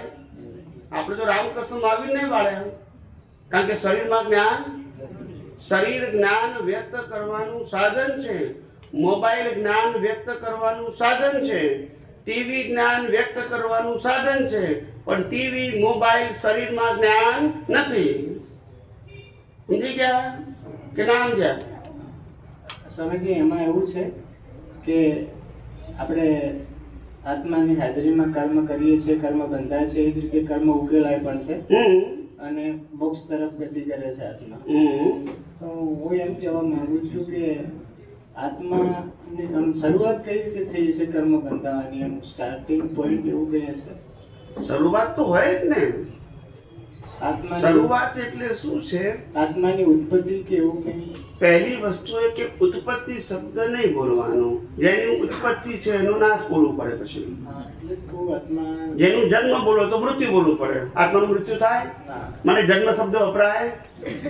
ઉત્પત્તિ એટલે જન્મ જ થયું ને, તે બોલાય. જે સનાતન છે એના પર ઉત્પત્તિ નાશ 2 શબ્દ લાગુ પડે નહીં. સમજી ગયા? પણ આત્માની શરૂઆત ક્યાંથી થાય છે? આત્માની શરૂઆત થાય, જૈન પરિભાષામાં એને નિગોધ કહે છે. શું કહે છે? નિગોધ એટલે જ્યાં ઘડી આત્મા સંપૂર્ણ બેભાન અવસ્થામાં છે. કઈ અવસ્થામાં છે? અનકોન્શિયસ. એટલે એને ઇન્દ્રિયોનું પણ જ્ઞાન ખુલ્લું નથી થયું. એ અનંત જ્ઞાન વાળો છે, ખુલ્લું નથી થયું. તે નિગોધમાંથી વ્યવહાર રાશિમાં આવે ત્યારે એક ઇન્દ્રિયનું જ્ઞાન ખુલ્લું થાય, પછી બીજી 2 ઇન્દ્રિયનું થાય, ડેવલપ થાય, 3 ઇન્દ્રિયનું થાય, 4 ઇન્દ્રિયનું થાય, 5 ઇન્દ્રિયનું જ્ઞાન થાય. આ બધું જ કુદરતના ક્રમ પ્રમાણે થાય. કેવું થાય? મરજી પ્રમાણે. અને પહેલી વખત મનુષ્યમાં આવે ત્યારે પણ 5 ઇન્દ્રિય અને વત્તા બુદ્ધિ એ કુદરત આપે. 1 થી 5 ઇન્દ્રિય પણ કુદરત આપે. મનુષ્ય ભાવ અને પાછી બુદ્ધિ પણ કોણ આપે? કુદરત આપે. આટલો ક્રમ કુદરતનો છે. વિકાસ પહેલો બૌદ્ધિક વિકાસ, પહેલો ઇન્દ્રિય જ્ઞાનનો વિકાસ, મનુષ્યમાં પછી બૌદ્ધિક જ્ઞાનનો વિકાસ. એ પહેલી વખત બુદ્ધિ મળે ત્યારથી કર્મ બાંધવાની સ્વતંત્રતા મળે. ઇન્દ્રિય જ્ઞાન તો છે જ, લઈને આવ્યો છે, પ્લસ બુદ્ધિ મળી. હવે ખ્યાલ? એટલે આ દુનિયામાં જે દેખાય છે, આ દુનિયામાં જે દેખાય છે એના ઉપર એ ગમો અણગમો રાગ દ્વેષ કરે છે, મારું તારું કરે છે, મેળવવાનું ગુમાવવાનું કરે છે. આના રાગ દ્વેષને કારણે કર્મ બંધાય છે. અને એ રાગ કારણે કર્મ બંધાય છે. કરવાનો માર્ગ બતાવું છું. હું કશું આપતો તમારી પાસે છે જ, પણ હેન્ડીકેપ કેમ થઈ ગયા આપણે? કારણ કે પોતાની જાતને કમજોર માનવા માંડ્યા, સાચી દ્રષ્ટિ ના. એટલે આ ચમત્કારનો માર્ગ હું એ તો છે. એટલે મેં તું મારી પાસે મંદિર, સંસ્થા, શિષ્ય, વરઘોડા, રિચ્યુઅલ્સ આ મારા વિષય. સમજી ગયા? તમારી જે અંદર અણુશક્તિ વાળો આત્મા છે એની શક્તિનો તમને રિયલાઇઝ થાય, એનો પાથ બતાવવાનો છું. હું ગુરુ નથી અને કોઈને શિષ્ય, હું માર્ગદર્શક છું. શું છું? I am a guide. Whatever I realise I share to the people of world. હું વિશ્વના 40 દેશોમાં કરું છું. સમજાય છે? પણ શેના માટે? આના માટે, મંદિર માટે નહીં, ફાળા માટે નહીં. સમજ્યા? ફાળાની જરૂર નથી અમારે. સમજાય છે? કારણ કે અમારું જીવન એના માટે છે કે લોકોને હું કંઈક આપવા આવ્યો છું. એ લોકો પાસેથી કશું લેવા નથી આવ્યો. સમજી ગયા? અને કુદરતનો કાનૂન કેવો સરસ છે સાહેબ. આપણે સમજતા નથી, એ તકલીફ છે.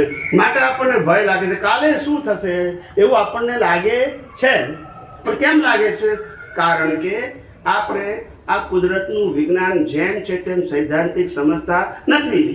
હવે આ જમીન છે, જમીનની નીચે 50 ફૂટ ઊંડો ખાડો ખોદો. કેટલા ફૂટ? 50 ફૂટ.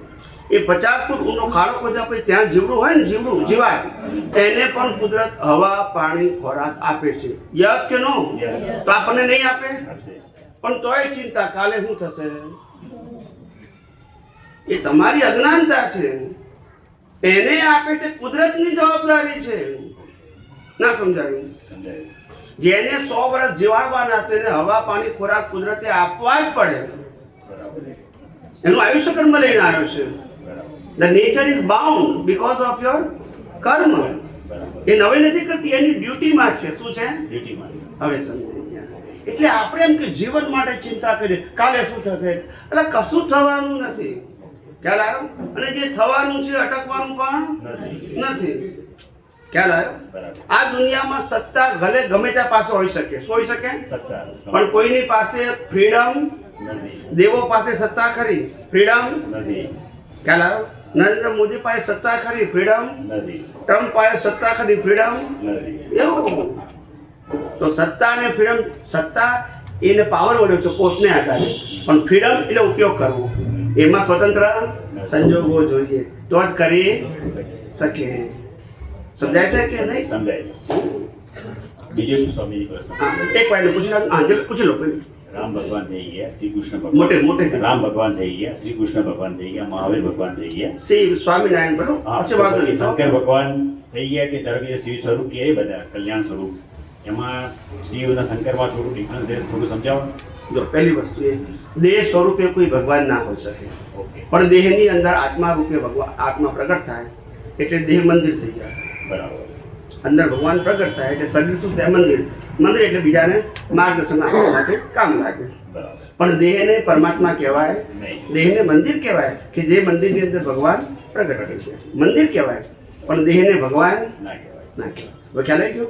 પછી નામ ગમે તે રાખો, નામ સાથે it's not a view point. આપણે વ્યૂ પોઈન્ટની વાત કરવી નથી. કોઈ લાગે કે ભાઈ મારા ભગવાનને કેમ આવું કહે? હું તો પ્રિન્સિપલ કહેવા આવ્યો છું બરાબર. કે કોઈ પણ ભગવાન ટાઇટલ શરીરને લાગુ પડે નહીં. નહીં. શરીરને ભગવાન ટાઇટલ, ધેટ્સ ઇટ. ભગવાન ટાઇટલ આત્માને લાગુ પડે. ભગવાન ટાઇટલ અવિનાશી લાગુ પડે. ભગવાન ટાઇટલ જેને રૂપ નથી, રંગ નથી, ગંધ નથી, સ્પર્શ નથી, આકાર નથી, એવા આત્માને લાગુ પડે. બરાબર. જેને રૂપ, રસ, ગંધ, સ્પર્શ અને આકાર હોય એ વિનાશીને ભગવાન ટાઇટલ લાગુ ના પડે. આવો પ્રિન્સિપલ કીધો. એ બધાને લાગુ પડે. પછી અલગ અલગ નામ બોલવાની જરૂર નથી. ઇટ્સ અ વ્યૂ પોઈન્ટ થઈ જાય. કે મારા ભગવાનને કેમ કહેવું? કોઈ આવું થઈ જાય. મારે કહેવું નથી, પણ કોઈ મને વ્યક્તિગત પૂછે તો હું શું કરું? એટલે હું કહું ભાઈ નામ વગર મને પૂછજો, મારે નામ સાથે લેવા દેવા. હું યુનિવર્સલ ટ્રુથ કહી દઈશ. બરાબર. સમજાય છે? અને યુનિવર્સલ ટ્રુથ એટલે કુદરતનો નાનું. સનાતન સત્ય, મારું સત્ય નહીં. ઘણા લોકો કે સ્વામીજી તમને કોઈ પ્રશ્ન પૂછે અને તમારો જવાબ ના સ્વીકારો તો તમને શું થાય? મેં કહું અમે સમજી જઈએ, ના સમજે તો એ ના સમજે તો અમે સમજી જઈએ. બીજું સમજવાનું છે ને. આપણે કઈ ઠેકો થોડો લીધો છે કોઈને સમજાવવાનો. આપણો તો પ્રયાસ છે. શું છે? હા, સમજાય છે કે નહીં? ભગવાન મહાવીર તીર્થંકર હતા, એમની વાઈફ ના સમજી શકી, શું કરે? એ તો મોક્ષે ગયા, એમની પત્ની હજુ અહીંયા છે. ના સમજવું હોય તો ભગવાન શું કરે? રામ મોક્ષે ગયા, સીતા હજુ અહીંયા છે. તો પ્રશ્ન ઇન્ડિવિડ્યુઅલ છે. See, the path of moksha is always individual. It is not a family problem. Family problem નથી, ઇન્ડિવિડ્યુઅલ. જેને જવું હોય એ પુરસાદ કરવાનું, ના જવું હોય તો ના કરે. એના માટે દુનિયા તો ખુલ્લી જ છે કે લોક એન્ડ કી થવાનું નથી. ખ્યાલ આવે ને? ખરાબ કર્મ કરશો તો તમારે શું કરશે? 2 માંથી 4 પગ મળશે. અને પૂછડું બોનસમાં મળશે. વાંધો શું છે? અહીંથી કોઈ કાઢવાનું ગમે એટલા કર્મ કરો તો અહીંયા તો રહેવાનું જ છે. હવે એમને આપો. બોલો. જય સચિદાનંદ. બધું ચાલુ નથી થયું મને.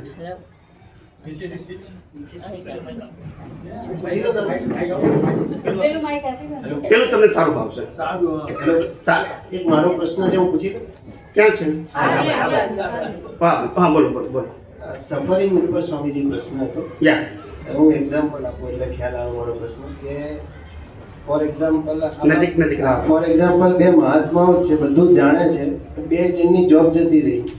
એક જણ કુદરતી કાનૂન કરીને પ્રયાસ કરશે, આ કરીને, બીજાને બધું ખબર છે પણ એ રહી નહીં શકે, ભોગવટામાં રહેશે, અંદરથી ચૂપ થાય, ઊંઘ ઉડે, એ બધું એને થશે. એમ તો સફરિંગ ડિસ્ચાર્જ છે કે એ વિશે જરા કહો. સફરિંગ ડિસ્ચાર્જ છે 100%. ને સફરિંગની સાથે જોડી જવું એ અજ્ઞાનતા છે, એનાથી કર્મ બંધાય. સફરિંગ ડિસ્ચાર્જ છે. ભોગવટો રામને એવો જ આવે છે, તમને ને મને આવે. એમનું મગજ ચક્રાવી ચડી જાય, સીતાઓ પાડી જાય તો, પણ એ રામનું, એમના આત્માનું નહીં. 5 ઇન્દ્રિય ભોગવે એની વાત નથી કરતો, અંદરનું વાત કરું. અંદરથી પેલું એને હું એ જ કહું છું કે હું મન વચન કાયા ત્રણ બોલું છું. વાણીને કાયા નથી બોલતો, મન પણ બોલું છું. અને મનની અંદર મન, બુદ્ધિ, ચિત્ત, અહંકાર પણ આવી ગયા ડિસ્ચાર્જમાં. એના આધારે સફરિંગ છે. વાણી વર્તનના આધારે સફરિંગ નથી, એ તો સંજોગ છે. સંજોગનું સફરિંગ કરનારા મન, બુદ્ધિ, ચિત્ત, અહંકાર છે. કેમ? ગયા અવતારમાં એ જ મન, બુદ્ધિ, ચિત્ત, અહંકાર તમે બાંધેલું, એનાથી જ તમે ભોગવો છો. હવે સમજાય છે? એક વ્યક્તિને 5 લાખ રૂપિયા નુકસાન થાય, કોઈ અસર ના થાય, અને બીજાને 5 હજાર નુકસાન થાય તોય લાગી જાય. હવે કેમ આમ થયું? તો કે એવો ભોગવટો લઈને આવ્યા છે. બરાબર. See, the suffering is also part of karma. બરાબર. હવે ખ્યાલ આવે? એમાં કોઈનું ના ચાલે. રામની સીતા ઉપર રામ પણ જંગલમાં ભટકા કરે, સીતે કરે, પણ કયા રામ? જેના રામ રમી ગયા તે, મોક્ષે ગયા તે નહીં. બરાબર. મોક્ષે આત્મા ગયો ને આ રામ રમી ગયા એ તો બધું જ કરે, આપણી જેમ જ કરે. કારણ કે કર્મ ફળ છે, ફળમાં ચોઈસ બરાબર. ના હોય. હવે ખ્યાલ આવ્યો? એટલે મને એ જ હતું કે જ્ઞાન પછી આવું આર્ત ધ્યાન એવું ના થાય. પહેલી વસ્તુ એ કે ધર્મની અંદર સાચું શીખવાડવામાં આવતું જ નથી. તમને જે રાગ દ્વેષ દેખાય છે, ક્રોધ માન માયા લોભ દેખાય છે, એ બધું કર્મ ફળ છે, કર્મ નથી. કર્મ જોઈ શકાય નહીં. સમજી ગયા? એટલે કોઈ કે રાગ કરે છે એ કર્મ નથી, કર્મનું. કોઈ કે દ્વેષ કરે છે તો કર્મનું. કોઈ કે કપટ કરે છે, લોભ કરે છે, માયા કરે છે, મોહ કરે છે, એ કર્મનું. જે 5 ઇન્દ્રિયથી અનુભવી શકાય એ બધું કર્મનું ફળ છે. અને 5 ઇન્દ્રિયથી પણ જોઈ ના શકાય, અનુભવી ના શકાય, એ કર્મ છે. કર્મ હંમેશા કેવળ જ્ઞાની જોઈ શકે, બીજા કોઈ જોઈ ના શકે. અમે સમજી શકીએ, જોઈ શકીએ નહીં. આ પ્રિન્સિપલ સમજો. મારી બધી વાતોમાં પહેલો પ્રિન્સિપલ આવશે, વ્યૂ પોઈન્ટ નહીં આવે. એટલે કર્મ જોઈ જ ના શકાય, પહેલી વસ્તુ. અને તમે જેટલું જોઈ શકો છો, મન, બુદ્ધિ, ચિત્ત, અહંકાર, વાણી, એક્શન, આ બધી વસ્તુ, એ બધું કર્મ છે. ને કર્મ ફળમાં તમારી પાસે ચોઈસ ફરજિયાત. અને કર્મ ફળ શરીર દ્વારા ભોગવાય છે, આત્મા ભોગવતો નથી. સમજાય છે? અને તમે છો આત્મા, શરીર તો કુદરતનું છે, આપ્યું કુદરતનું, ચલાવે છે લઈ પણ કુદરત. યસ કે નો? તો પછી તમારી પાસે શ્વાસ લેવાની સ્વતંત્ર શક્તિ નથી, ગુસ્સો કરવાની ક્યાંથી લાવશું? એટલે મને એવું રહેતું હતું કન્ફ્યુઝન કે આ કર્મ પછી બી આ ભોગવટો રહે તો અજ્ઞાન છે કે શું છે? અમે એવા માણસો જોયા છે ને, આમ તમારે 5000 માણસોનું 5000 માણસો જેના હાથ નીચે કામ કરતા હોય અને કંપનીમાં રોપ મારતા હોય, બધા ઘેર આવીને બિલાડી થઈ જાય. એ કર્મના ખેર. એ શું છે? કર્મના ખેર છે. આવું છે. આ બધું સમજવાનું. કોઈની પાસે સ્વતંત્ર શક્તિ આ દુનિયામાં નથી. બરાબર છે? સ્વતંત્ર શક્તિ કેવળ આત્માની છે, બીજી કોઈ સ્વતંત્ર, બધી પરતંત્ર છે. આજે છે ને કાલે નથી, ને આપણી મરજીથી ચાલે. એટલા માટે કહેવત પડી, ન જાણ્યું જાનકી નાથે, કાલે સવારે. ખ્યાલ આવે? એ વખતે તો વશિષ્ઠ, વિશ્વામિત્ર બધા બહુ જ્ઞાનીઓ હતા અને એ બધા દાઢીવાળા જ્ઞાનીઓએ મુહૂર્ત કાઢ્યું હતું કે આવતીકાલે સવારે રામને ગાદીએ બેસાડવાના. તે મુહૂર્ત કાઢીને દક્ષિણા લઈને ગયા હજુ પાછા નથી આવ્યા, કારણ કે બધા ખોટા પડ્યા, બોલતા નથી. એ દાઢીવાળા ખોટા પડ્યા ને આજના સાચા પડશે. દુનિયા ચલતી હે ચલાને વાત. કોઈને લોભિયા હોય ને ધુતારા ભૂખ્યા ના મળે. મને કેટલા લોકોની બુદ્ધિ, સમજણ, એજ્યુકેશન ઉપર મને આમ શું કહેવાય તરસ આવે કે હસવું આવે કે આટલા બધા ભણેલા ગણેલા માણસોને આટલી કેમ સમજણ નથી પડતી.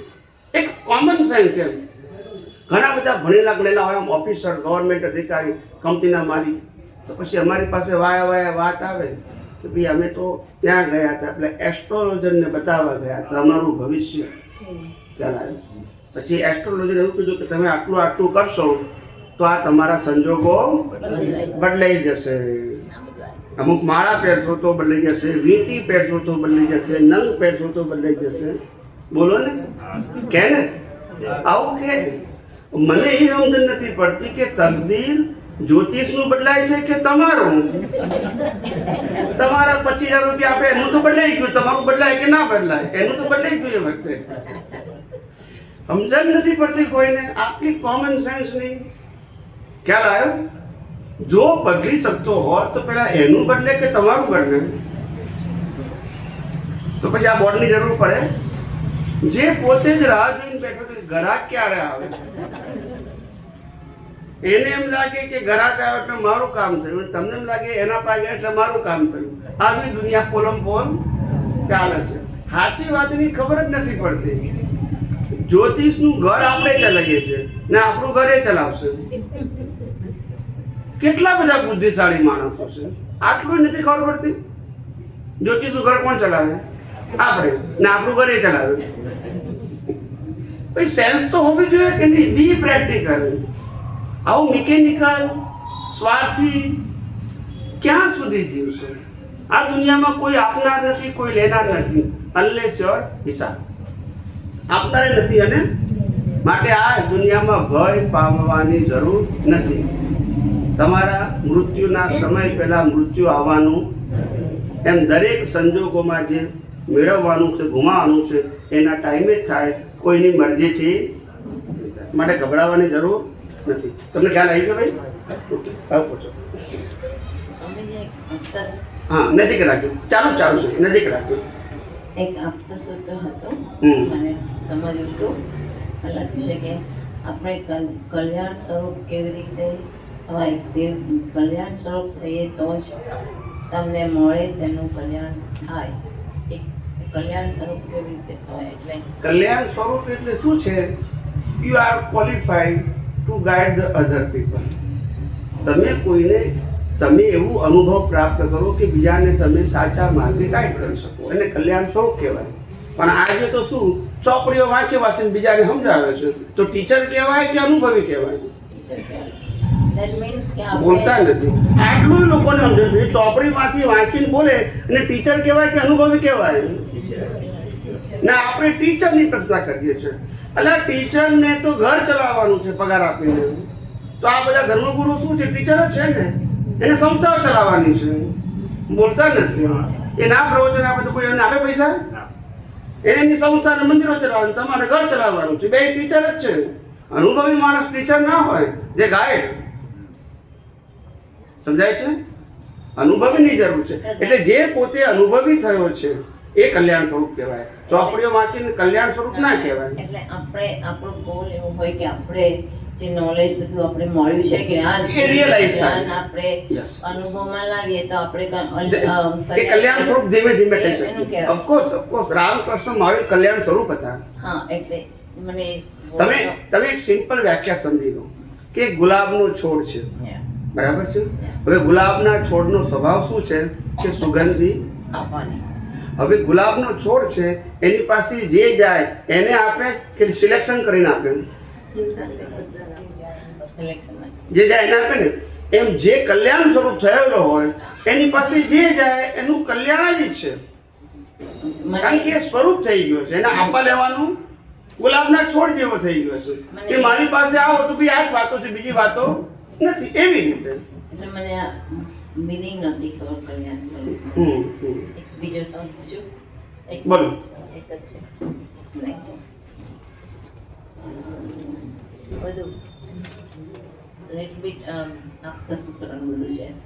એમાં છે કે જે લોકો પોતાના પુણ્યનું બેલેન્સ મોક્ષ માર્ગ માટે જ વાપરે છે તેમને સંસારની બધી જ વસ્તુઓ ગૌણ પેદાશ બાય પ્રોડક્ટમાં મળે મળે છે. છે. અને જે લોકો પોતાનું પુણ્યનું બેલેન્સ સંસાર માટે જ વાપરે છે તેમને મોક્ષ માર્ગ માટે લાયક અને સહાયક સંજોગો નથી મળતા. એટલે પ્લીઝ એક્સપ્લેન ધેટ. હા, એટલે મને એવું થાય કે આપણું પુણ્ય એકચ્યુઅલી આપણે જે જિંદગીમાં જે સારું લાભ મળે છે that's our result of our karma. તો અને પુણ્યના આપણે કેવી રીતે ઓટોમેટિક આવતું હોય પુણ્યનું ફળ, તો આપણે બેલેન્સ કેમનું કરવાનું? એવું નહીં સમજાવ. આપણે અત્યારે જે જીવન જીવી રહ્યા છીએ એ જીવન જીવતા જીવતા તમારો ઇન્ટેન્શન શું છે? ઇન્ટેન્શનને આધારે ભાવ થાય ને કર્મ થાય. ઇન્ટેન્શન એક્શનને આધારે નહીં, ના. થોટને આધારે નહીં, સ્પીચને આધારે નહીં. Intention. Yeah. Intention create the new cause for the next person. હા માણસ મારામારી કરતો હોય અને ભાવ અહિંસાનો હોય હા તો એનું ફળ આપશે. એ બરાબર છે. માણસ દાન આપતો હોય પણ ભાવ એવું કે આ તો મને પ્રાણ આપી એટલે આપ્યા છે, મારો તો ભાવ, પછી એને એવું ફળ મળે, ક્રિયાનું ફળ ના મળે. તો ક્યારે ઇન્ટેન્શન ક્રિએટ કરો. હવે ઇન્ટેન્શન ના આધાર આવે, જ્ઞાન દર્શન ના આધારે. Yeah. ખ્યાલ આવે? હવે મારું ઇન્ટેન્શન શું છે કે ભાઈ મારું જે કંઈ પુણ્ય હોય હમ. એનાથી મને મોક્ષ માર્ગ માટે લાયક અને સહાયક સંજોગો પ્રાપ્ત થાય. પુણ્ય એટલે બેલેન્સ. બેલેન્સને ક્યાં વાપરવું એનું નામ ભાવ. બેંકમાં પડ્યા છે એને બેલેન્સ કહેવાય, ક્યાં વાપરવા છે એને ટ્રાન્ઝેક્શન કહેવાય. Yeah. છે કહેવાય. બેલેન્સ ટ્રાન્ઝેક્શન ના કહેવાય, ના, છે. પણ તમે યુઝ કરો છો એટલે ટ્રાન્ઝેક્શન. એટલે યુઝ એટલે કર્મ. તમારી પાસે પુણ્ય છે, એ પુણ્યને ક્યાં વાપરવું છે એ તમારું ઇન્ટેન્શન થઈ ગયું. ખ્યાલ આવે? એટલે કહેવાનો મતલબ ઇન્ટેન્શનને આધારે તમને કર્મ મળે, કર્મના હા, એ સંજોગો બરાબર. એ મળે. બરાબર. મા બાપ, ભાઈ બહેન, પરિવાર બધું વે ટુ મોક્ષ મળે, Agree. પેલું વે ટુ સંસાર મળે. પુણ્ય તો એનું એ જ છે, પણ તમે આશય શું તો તમારે ક્યાં યુઝ કરવું? આ ભાઈ પૈસા છે, બરાબર છે, એ મસ્તકમાં વાપરવા છે કે સારા કામમાં વાપરવા છે? That's your choice. એવી રીતે કહેવા માંગીએ છીએ. એમ બહુ સિમ્પલ કહી આપ્યું. Thank you. સ્વામીજી, મને નસીબ અને પુણ્ય એક જ? આપો માઇક આપો.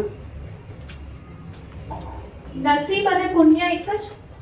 નસીબ અને પુણ્ય બધું એક જ છે. આપણે નસીબ જે બોલીએ ને પુણ્ય બોલીએ, પણ પુણ્ય અને નસીબ શું છે ખાલી સમજો.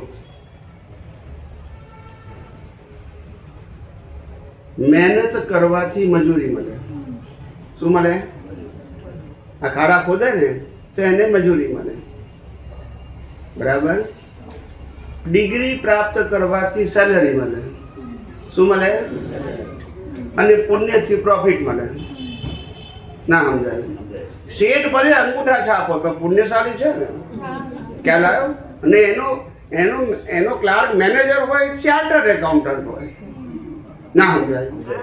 અને એનો પેલો નાનો માણસ હોય એ ચા પાણીની સફાઈ કરતો હોય, પેલાને પગાર મળે, મજૂરી મળે, આને પગાર મળે ને શેઠને પ્રોફિટ મળે. સમજાય છે? પુણ્ય. પણ એ લઈને આવ્યા છે તે, આજનું નથી. જેવું લાયા છો એવું જ તમને ફળ મળે. આજે તમે પુણ્યનું બીજ નાખશો એનું ફળ નેક્સ્ટ વર્ષમાં. પણ આજે તમે જે ભોગવો છો પુણ્ય કે પાપ, એ ગયા અવતારના બીજનું. એટલે આજનું તમારું જીવન તમે બદલી શકતા. Your current life is from birth to death, including your mind, speech and action is pre decided. એમાં કશું થાય નહીં. તમે બીજ બદલી શકો, ફળ બદલી શકો. એટલે પુરુષાર્થથી તમે નસીબ ના બદલી શકો.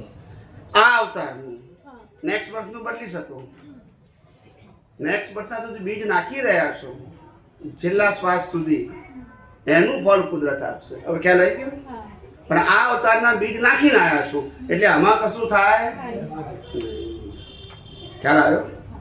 બાકી બધાને લાગે કે આ જ્યોતિષને આધારે બદલાય.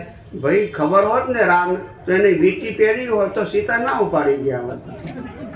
આ કૃષ્ણ ભગવાનની વિકીપીડિયા હોય તો મહાભારત ના થાત ને. થાય એવું?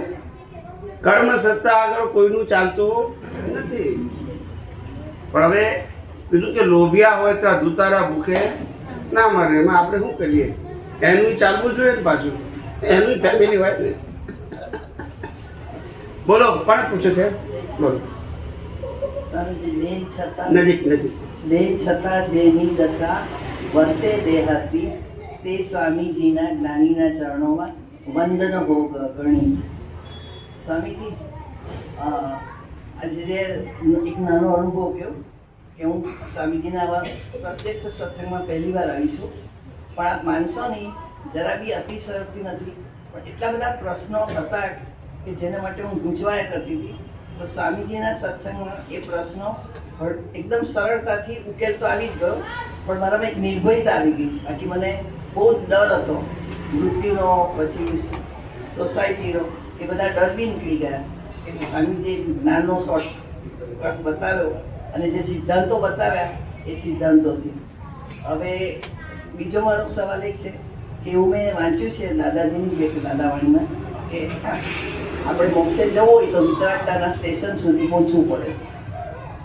તો જ્યોતિની અલ્પ સમજ પ્રમાણે એવું સમજી છે કે ભાઈ તમને રાગ દ્વેષ ના થાય, કોઈ જોડે કસાઈ ના થાય તો તમે વિતરાગ થઈ શકો. એટલે જ્યોતિના પ્રયત્ન તો ચાલુ છે કે ભાઈ આ ગમતું આવે તો આપણે સારું છે કે એને રાગ ના કરવો, અને ના ગમતું આવે તો એનો તિરસ્કાર ના કરો કે અભિપ્રાય આપીને દ્વેષ ના કરો. એટલે તે સમજાયું. પણ ઘણી વાર શું થાય કે અંદર આપણો આશય હોય કે આપણે વિતરાગ લેવું છે, પણ અમુક ચીકણી ફાઇટ એવી આવી જાય ત્યારે જૂનું યાદ આવીને મનમાં આમ થઈ જાય, બોલાય નહીં એવી રીતે. તો જે અંદર જે ભાવ 1-2 સેકન્ડ માટે આવી જાય તો એ ભાવ કર્મમાં જઈને એનું કર્મ બંધાય ખરું. તમે એને છૂટા રહીને જોઈ શકો તો ના બંધાય.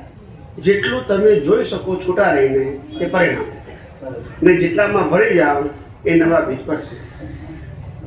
એટલે ત્યારે કુદરતી રચના જોઈને અવસ્થા માત્ર મન વચન કાયાની અવસ્થા માત્ર આપણા મન વચન કાયા હોય કે બીજાના કુદરતી રચના.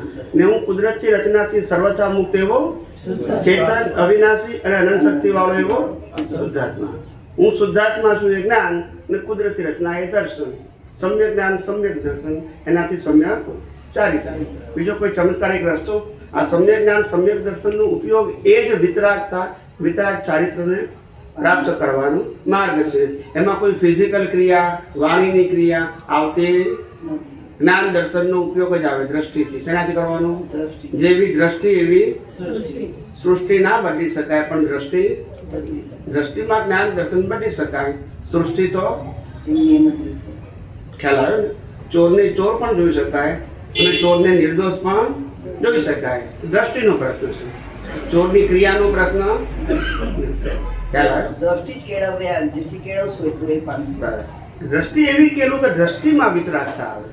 કુદરતી રચના જોવું એ જ વિતરાગતા. વિતરાગતા એ કોઈ ચમત્કાર નથી. જેનું છે એનું સ્વીકાર કરો. શરીર કુદરતનું, મન વચન કાયાની અવસ્થા કુદરતની, સત્તા સંપત્તિ સંબંધ સાધન કુદરતના, સંજોગો કુદરતના, શક્તિ કુદરતનું. ખ્યાલ આવે? બધું કુદરતનું છે. એમ બધાના મન વચન કાયા પણ કોઈ આપનાર છે તોય કુદરત, લેનાર છે તોય. તો કુદરતી રચના જુઓ તો કુદરત તમને માફ કરશે, ને કુદરતનું હોવા છતાં તમે નહીં માનો તો કુદરત તમને માર ખવડાવશે. યસ કે નો? આજે આ મોબાઈલ છે, બરાબર? હવે તમારો મોબાઈલ છે, બરાબર છે, વ્યવહારથી. હવે કોઈ વ્યક્તિ કે મને ફોન કરવા આપો, મારો ફોન બગડી ગયો, તમે ફોન કરવા આપ્યો અને ફોન લઈને ચાલવા મળે તો શું થાય? ઝઘડો થાય કે નહીં? તમે શેના માટે આપ્યો એને? વાપરવા માટે, લઈ જવા માટે. એમ કુદરત શું કહ્યું? મેં તમને શરીર શેના માટે આપ્યું? વાપરવા માટે. મન વચન કાયા શેના માટે આપ્યા? સત્તા સંપત્તિ સંબંધ શેના માટે આપ્યા? પણ તમે તો માલિક થઈ ગયા, તો માર ખાઓ. વાપરવાની પડે ના પડે? માલિક કેમ નથી? તમે લાયા પણ, લઈ જવાના પણ તો એક્સેપ્ટ કરવાનું મારું નથી. છે તો વાપરીશ, નહીં હોય તો કુદરતનું જ છે. આ શ્વાસ કુદરતનો છે. બીજું આપણું શું હોય? એ જેટલું જલ્દી માનો એટલું સારું. એટલે આખા સત્સંગમાં 3 વાક્યથી બધું સરળ થઈ ગયું. કુદરત, કુદરતી કાનૂન, કુદરતી રચના બસ. એટલે અહો થાય છે. કેટલું સરળતાથી સમજાવીને મને હવે સરળ લાગવા માંડ્યું. પણ આ વિતરાગોએ મુક્ત પુરુષોએ આ જ વાત કરી છે, કારણ કે આ સનાતન છે. મારી સનાતન વાત કાયમ માટે અનાદિકાળથી એકની એક જ હોય, સિદ્ધાંત રૂપે. રજૂઆત જુદી હોય, એક્ઝામ્પલ જુદા હોય, પણ પ્રિન્સિપલ તો. અને આ પ્રિન્સિપલને કારણે આટલા બધા માણસોને ફર્સ્ટ ટાઈમ સાંભળવા છતાંય વાત સંભળાય છે, સમજાય છે, આર્ગ્યુમેન્ટ થતો. નહીતર તમારે પ્રવચનમાં જાઓ તો વાદ વિવાદ થયા આગળ રહે જ નહીં. એટલે પ્રવચનમાં ચોખ્ખું કીધું, પ્રશ્ન પૂછવાના નહીં. અમે જે કહીએ તે સાંભળી લેવાનું. સમજાય કે ના સમજાય, યાદ રહે કે ભૂલી જાય, પણ પૂછવાનું નહીં. અને બહુ પૂછો તો કે ખાનગીમાં મળવા આવજો, પછી ટાઈમ મળે બસ. અહીં તો સામેથી કહું છું, પૂછવું હોય તો પૂછો. પણ સમાધાન જ એટલું થઈ જાય કે પ્રશ્ન રહેતા જ નથી. કારણ કે વિજ્ઞાન છે ને, એટલા ખૂબ ખૂબ ધન્યવાદ. બહુ સરળ કરી આપ્યું અને અહો થાય છે જ્ઞાનને આપના માટે. ચાલો હવે સમય બધું કહેજો મને. હા, 6:53 થઈ છે. 7 મિનિટ છે. 7 મિનિટ, ઓનલી 7 મિનિટ. કોઈને પૂછવું હોય તો પ્લીઝ સહેજે સંકોચ નામ રાખજો. જે પઝલ હોય ને, મૂંઝવણ પૂછી લેજો બેઠા બેઠા. અહીંયા કોઈને ઊભું થવું કે ડિસિપ્લિન એવી કોઈ જરૂર નથી. શાંતિથી, સ્વસ્થતાથી, ગભરાયા વગર મૂંઝવણ વાળો પ્રશ્ન પૂછી લેજો. બરાબર? હું જ્યોતિષની જેમ પ્રશ્નના પૈસા લેતો નથી, એટલે ગભરાશો નહીં કોઈ. નજીક રાખો. જ્ઞાન જાગૃતિ વધારવા શું કરવાનું? આ જ જ્ઞાન દર્શનનો ઉપયોગ, સમ્યક જ્ઞાન, સમ્યક દર્શનનો ઉપયોગ. હું શુદ્ધાત્મા છું, એ સમ્યક જ્ઞાન, અને અવસ્થા માત્ર કુદરતી રચના છે, સમ્યક દર્શન. જ્ઞાન દર્શનનો ઉપયોગ એક પુરુષાર્થ. ચૂકી જાય પાછી શરૂ કરો, ચૂકી જાય પાછું શરૂ કરો, કઈ વાંધો નહીં. એમ કરતા કરતા પાકા થવાય ને. કોઈ વસ્તુ ચમત્કાર થાય નહીં. તીર્થંકરોના, જ્ઞાનીઓના હજારો લાખો અવતાર થયેલા. સમજાય છે? આ તો આપણે છેલ્લો અવતાર જ્ઞાની છે. ભગવાન મહાવીર તો ઋષભદેવ ભગવાન વખતે હતા. એ પછી કેટલા અવતાર થયા, એ પહેલા કેટલા થયા છે, કોને ખબર? યસ કે નો? એટલે ગભરાવાનું નહીં કે કેટલી વાર થશે, ક્યારે પહોંચીશું, ક્યારે અજ્ઞાન કાઢશું, એવો લોડ લેવાની જરૂર નથી. ધીમે ધીમે આગળ વધવાનું. હિમાલયની ટોચ ભલે 10 લાખ પગથિયા ઉપર હોય, 10 લાખ સ્ટેપથી ટોચ આવતી હોય, પણ વિચારવાથી ના પહોંચાય. રોજ તમારે 100, 200, 100, 200, 300 ચાલો ને, એક દિવસ તો અંત આવે કે ના આવે. પણ નીચે ઉભા બીજા કરીએ તો ક્યારે ચડાશે તો ના ચડાય. સાચો માર્ગ હોવો જોઈએ અને ધીમે પણ મક્કમ ગતિએ ચાલવું જોઈએ. પતી ગયું. માર્ગ સાચો હોવો જોઈએ એટલે ધીમે ધીમે ચાલ્યા કરવું. એક દિવસ તો એનો એન્ડ આવશે. આપણે રાજવંશ, આપણે ચાલ્યા કરવાનું. એન્ડ આવશે જ. શું કીધું? આવશે જ. હા, માર્ગ સાચો છે તો પછી એન્ડ તો આવે જ ને. સમજાય ને? માર્ગ જ પેલા સાચો હોવો જોઈએ. માર્ગ સાચા મિલ ગયા, છૂટ ગયા સંદેહ. શ્રીમદ રાજચંદ્રનું વાક્ય છે, હોતા સો તો જલ ગયા. એટલે આ જેટલું તમે આ વિજ્ઞાન સમજશો, જેટલો ઉપયોગ કરશો, એટલા જ તમે પરિપક્વ થશો. મેચ્યોરિટી. એ મેચ્યોરિટી નેક્સ્ટ બર્થમાં કેરી ફોરવર્ડ થશે. ક્રિયા carry forward, knowledge carry forward. પણ તમે જે ડાયજેસ્ટ કર્યું હશે, જેને મતિ જ્ઞાન કહેવાય, આ તમે સાંભળો છો એને શ્રુત જ્ઞાન કહેવાય.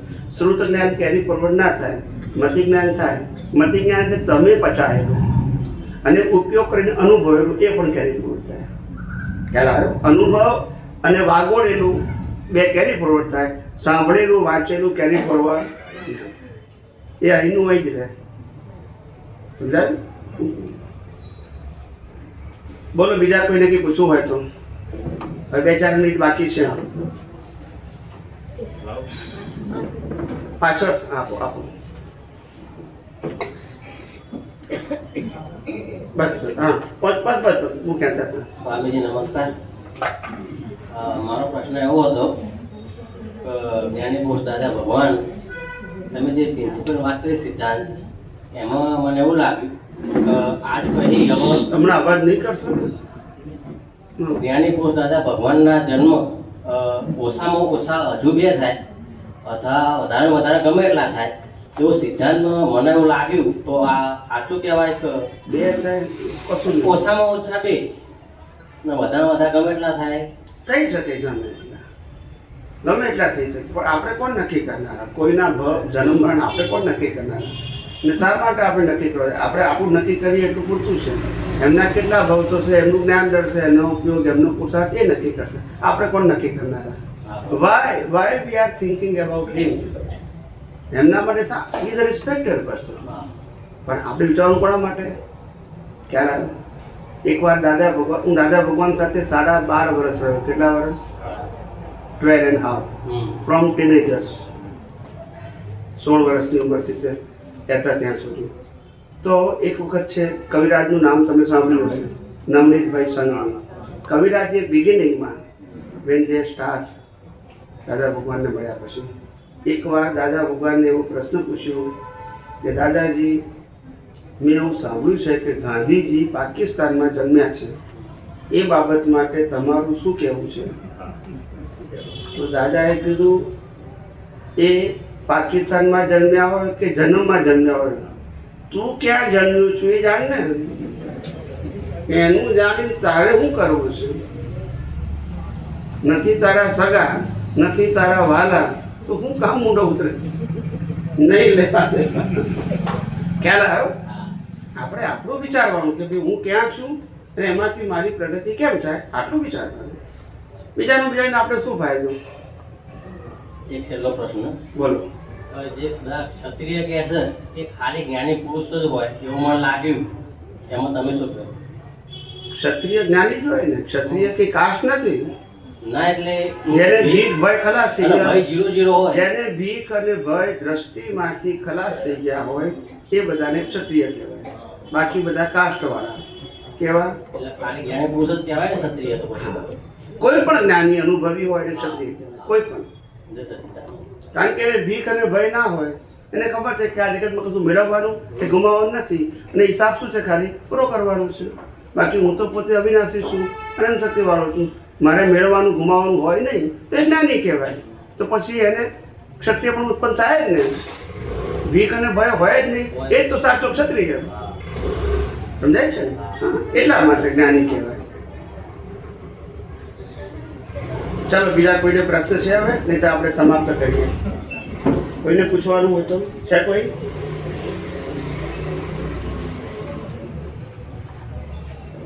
આપી લઈ લો, બહાર લઈ લો, પેલું પૂછાય નહીં. ચાલો આપણે છેલ્લે પ્રાર્થના બોલે દઈએ.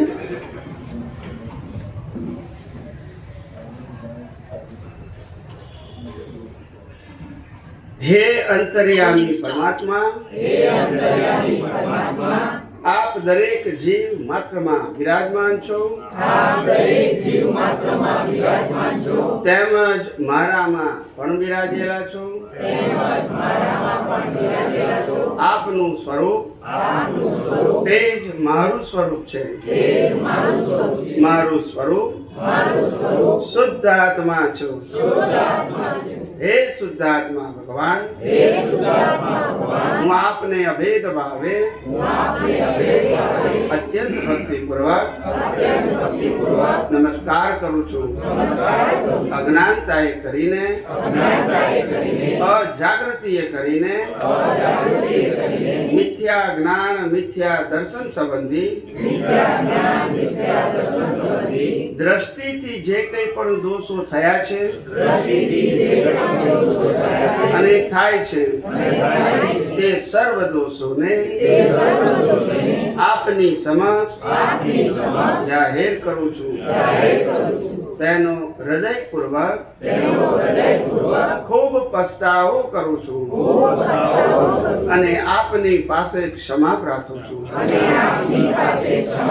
હે પ્રભુ, મને ક્ષમા કરો, ક્ષમા કરો, ક્ષમા કરો. અને ફરી ફરી આવા દ્રષ્ટિ સંબંધી દોષો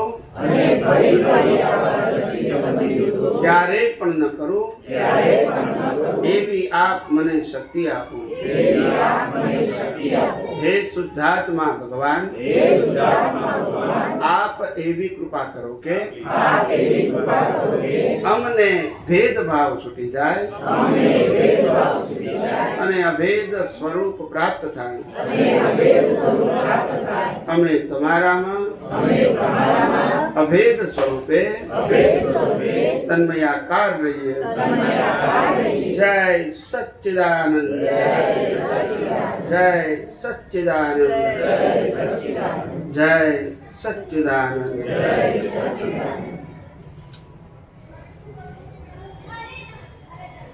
જય સચ્ચિદાનંદ, જય સચ્ચિદાનંદ, જય સચ્ચિદાનંદ, જય જય સચ્ચિદાનંદ, જય સચ્ચિદાનંદ. આ જય સચ્ચિદાનંદ એટલે શું?